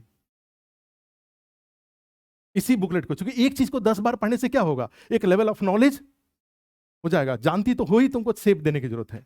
2-3 घंटा यूज हो गया, अब 2 बजे से लेकर के 3:30 बजे तक ब्रेक ले लो, खाना खाओ, 1 घंटा दिन को 2 पार्ट में बांट लो, ब्रेक कर लिया। 3:30 बजे से लेकर के 6 बजे तक 2.5 घंटा, फिर जो पीछे जो कल जो ये 3-3 घंटा पढ़े थे, उसमें जो पढ़े थे उसका रिवीजन करो। 3:30 से 6 बजे का टाइम क्या होगा? रिवीजन का टाइम होगा, क्योंकि 4-5 दिन पहले और भी कई पढ़ाई होगा, ये डे आगे बढ़ता जाएगा तो पीछे स्टॉक टॉपिक छूटते जाएंगे, उसको यहाँ पे रिवीजन होता जाएगा वो, जिससे कि वो दिमाग से बाहर ना होने पाए। और उसके बाद 6 बजे उठो, आधा घंटा ब्रेक लो, चाय पियो, और 6-6:30 बजे से 9 बजे तक ऑप्शनल 1 घंटा ब्रेक लो, 9 बजे से 10 बजे, और 10 बजे से लेकर 12:30 बजे तक फिर 2.5 घंटा ऑप्शनल, 5 घंटा ऑप्शनल, 8.5 घंटा जीएस। और जैसा बता रहा हूं कि इसमें बोल रही है कि आपका ऑप्शनल ठीक है, जीएस में ये चीज नहीं, वो तो लड़की जैसे जो मान लो जो 67 दे रहे हैं, ठीक है, अब उनके पास वही, अब उनके पास क्या एक चीज मिस होगा? अब जैसे मान लो इसी में का कोई टॉपिक हम उठाएंगे, तो जो क्लास में बैठे हुए उनका फायदा क्या होगा? वो उसी समय उनका वो टॉपिक उनका समझ में आ जाएगा। अब उसको वो जो कंटेंट है उसको विजुअलाइज करना पड़ेगा खुद से कि इसमें क्या हुआ है, लेकिन अब उसके पास कोई उपाय नहीं है। वही जो बेस्ट हम सपोर्ट कर सकते थे वो सपोर्ट हमने उसको किया। बोला कि 30 दिन बाद अगर 30 दिन इसको कंटिन्यू कर लो, तो डेली अगर दो सेक्शन में 3 घंटा में अगर 2 टॉपिक 4 टॉपिक, 30 दिन 120 टॉपिक हुआ। और बीपीएससी में 120 टॉपिक नहीं है, हिस्ट्री कल्चर का 18 टॉपिक, 15-16 टॉपिक, करंट अफेयर्स का, डेटा इंटरप्रिटेशन का 4-5 टॉपिक, उस तरह से इकोनॉमी, पॉलिटी, साइंस, टेक्नोलॉजी 20, इतना 120 टॉपिक। 30 दिन के बाद देखना तुम्हारा कॉन्फिडेंस बढ़ जाएगा, और उसको यूज करो। आ रहा समझ में? तो ये होता है, और इसीलिए हमने एक यूट्यूब पे वीडियो बनाया था, कई सारा वीडियो बनाया था, एक तो बहुत गलत साबित हुआ, लेकिन उसका अफसोस इसलिए, देखो उसका अफसोस इसलिए नहीं है, उसका अफसोस इसलिए नहीं है कि ऐसा बोलने से लोगों ने 1.5 महीना खूब मेहनत किया मेंस पर। अगर उसी समय बोल देता कि 120 कट ऑफ जाएगा, तो आप कहीं कहीं किसी के यहां शादी अटेंड कर रहे होते कि नहीं कर रहे होते? अल्टीमेटली बीपीएससी में सिलेक्शन पाना है, जो कि सरकारी नौकरी का सबसे इजीएस्ट एग्जाम है, इसका विकल्प क्या है? यूपीएससी है इसका विकल्प। तो एक बार तो मेंस एक लड़की आई करोल बाग से, बोली सर एक बार 101 नंबर सही, 101 आया, तो उसने तय किया कि नहीं इसको तो पीटी को, तो इस बार सर 119 क्वेश्चन सही किए हुए थे। नहीं, अब तो जो बीपीएससी के चैलेंजेस है उसके अनुसार भाई 11,000 लोग पास के, अब मैं बिल्कुल मानता हूं कि इतना कटअप कभी बिहार के इतिहास में नहीं गया हुआ है, और बिल्कुल अनकॉमन है ये। 113 सही करने वाले बहुत कम लोग होंगे एवरेज, लेकिन ऐसा हो सकता है कि इसी क्लास में से कोई एक दिन बताए कि सर इतना बार एग्जाम का डेट बढ़ा कि पढ़ते पढ़ते हम लोग क्या हो गए थे, पीटी के मास्टर हो गए थे। दिसंबर में एग्जाम हुआ, खूब तैयारी करिए, एग्जाम डेट बढ़ गया, फिर मेंस पढ़ने लगे, फिर डेट आया, फिर पीटी की तैयारी करने लगे, फिर डेट बढ़ गया, फिर तैयारी करने लगे। तो इतना बार तैयारी कर चुके थे कि अब गलती का, चूंकि जिसका 100 कई बार होता है कि 100 क्वेश्चन में एक अभी आ रहे थे तो एक परेशान हो के आए, हमने कहा आप समझ रहे हो कि परेशान तो ठीक हो भाई, जो बीपीएससी के यहाँ जांच का विषय है, क्या हो रहा है क्या नहीं हो रहा है, लेकिन एक बात नहीं समझते हो कि 150 क्वेश्चन में हर 3 में से एक क्वेश्चन गलत कर रहे हो। और क्या बीपीएससी का पेपर इतना डिफिकल्ट होता है जी हर 3 में से एक क्वेश्चन गलत हो? किसी का 100 सही हो रहा है, किसी का 104 सही हो रहा है, इसका मीनिंग क्या हुआ कि हर 3 में से आप 100 सही कर रहे हो तो 50 गलत भी कर रहे हो, और 50 गलत बहुत ज्यादा होता है। लेकिन फिर वहां पे क्या होता है, ये मान के चले कि सब लोग इंटेलिजेंट नहीं होते हैं, कुछ लोग मेहनत करके करते हैं। और लड़कियों की बात, एक बार 60, 62, 63 में 86, 87 गया, और लड़कियां इतनी ज्यादा इंटेलिजेंट हो गई कि इस बार 109 चला गया। अभी तो 3 साल पहले बीपीएससी का ही इसी तरह के पेपर में 86, 87 कटअप गया था, और अचानक इतनी तेज लड़कियां हो गई, 109 कटअप चला गया। आश्चर्यजनक बात है। तो खैर कंक्लूजन इसमें क्या है, कंक्लूजन ये है कि हमने एक वीडियो बनाया था, तो ये जो कटअप बोला था, तो उसका एक सबसे उसका पॉजिटिव पार्ट ये है कि लोगों ने अच्छे से मेंस का तैयारी किया हुआ है, और जिनका भी 4-5 नंबर से छूट रहा है इस हाई कटअप में, 5 नंबर से छूट रहा है, अगर वो मेंस की तैयारी ठीक से कर लें तो उनका 10 क्वेश्चन यहां से बढ़ जाएगा। मेंस की ये साइंस टेक्नोलॉजी कर रहे हैं, 2-3 क्वेश्चन इसमें से नहीं टकरा जाएगा, क्योंकि जनरली पीटी की तैयारी में नहीं आ रहा था। तो ये कोई अगर मेंस की तैयारी ठीक से कर ले तो वो 10 क्वेश्चन के आसपास यहां से मिल जाएगा। तो मेंस का 2 फायदा हो गया, एक तो मेंस, भाई एक बार ऐसा तो होता नहीं कि बीपीएससी में एक बार पीटी होता है, एक बार मेंस होता है, एक बार इंटरव्यू होता है। कई बार दुख होता है कि सर मुझे 65वीं में मौका मिला था मेंस का, और मेरे हाथ से निकल गया, मेंस का मेरा तैयार नहीं था। अब इस तरह का ये जब मौका मिले तो क्या होना चाहिए, फाइनल सिलेक्शन होना चाहिए। जब मिले, 67 में मिले, 68 में मिले, 69 मिले, जब मिले, क्योंकि उसके बाद जब एक बार सिलेक्शन हो जाता है तो उसके बाद कुछ नहीं रह जाता है। एक बार रोल नंबर दिखने की बात होती है, जब तक नहीं दिख रहा है, जब दिख जाएगा तो क्या हुआ, एक बार मेंस का तैयारी अगर अच्छे से हो जाएगा तो मेंस 100% हो गया, इससे पीटी का बेनिफिट मिल जाएगा। और दूसरा फिर आ जाता है कि तो उस बात का अफसोस नहीं था कि हमने कटअप हमारा गलत हो गया, हमें ये था, इस बात का खुशी था कि 1.5 महीना हमने खूब मेहनत करवाया है, खूब इंटेंसिटी के साथ मेहनत करवाया है। एक जरूर एक वीडियो बनाया था कि जुगाड़ ना करें, हमने वीडियो बनाया था कि जुगाड़ मत करें। अच्छे अच्छे लोग हैं, अच्छे अच्छे घर के हैं, और पता चला कि 15-20 हजार रुपया खर्चा, 67 के लिए हमने क्या किया था इस बार, 15,000 रुपए का एक कोर्स 4 महीने का अवेलेबल कराया था कि इसको लेके कम से कम पढ़ तो लो, एक बार सुन तो लो किसी के मुंह से। 6 लोग अपने कहानी आपको सुना देंगे, क्लास नोट्स आपके पास ऑलरेडी मिल जा रहा है, तो 6 लोगों के मुंह से सुन लेंगे तो कम से कम सिलेबस का उतना भी खर्चा नहीं करते हैं। और क्या करेंगे, सब जुगाड़ करते रहेंगे, यहां से नोट्स, वहां से नोट्स, वहां से नोट्स, आईएएस का नोट्स। तो हमने कहा था कि जुगाड़ मत करें। ये कई लोग केसेस जो आ रहा है, आज भी एक लड़की आई थी, किसी के पास लग्जरी नहीं है, 60-62 दिए, 64 दिए, 65 दिए, अब घर से दबाव आ रहा है कि पास करो नहीं तो। लड़कों के ऊपर कोई दबाव ऐसा नहीं है। चलो कल मिलते हैं, आराम से निकल लो, एक एक करके निकल लो, गेट खोल दो।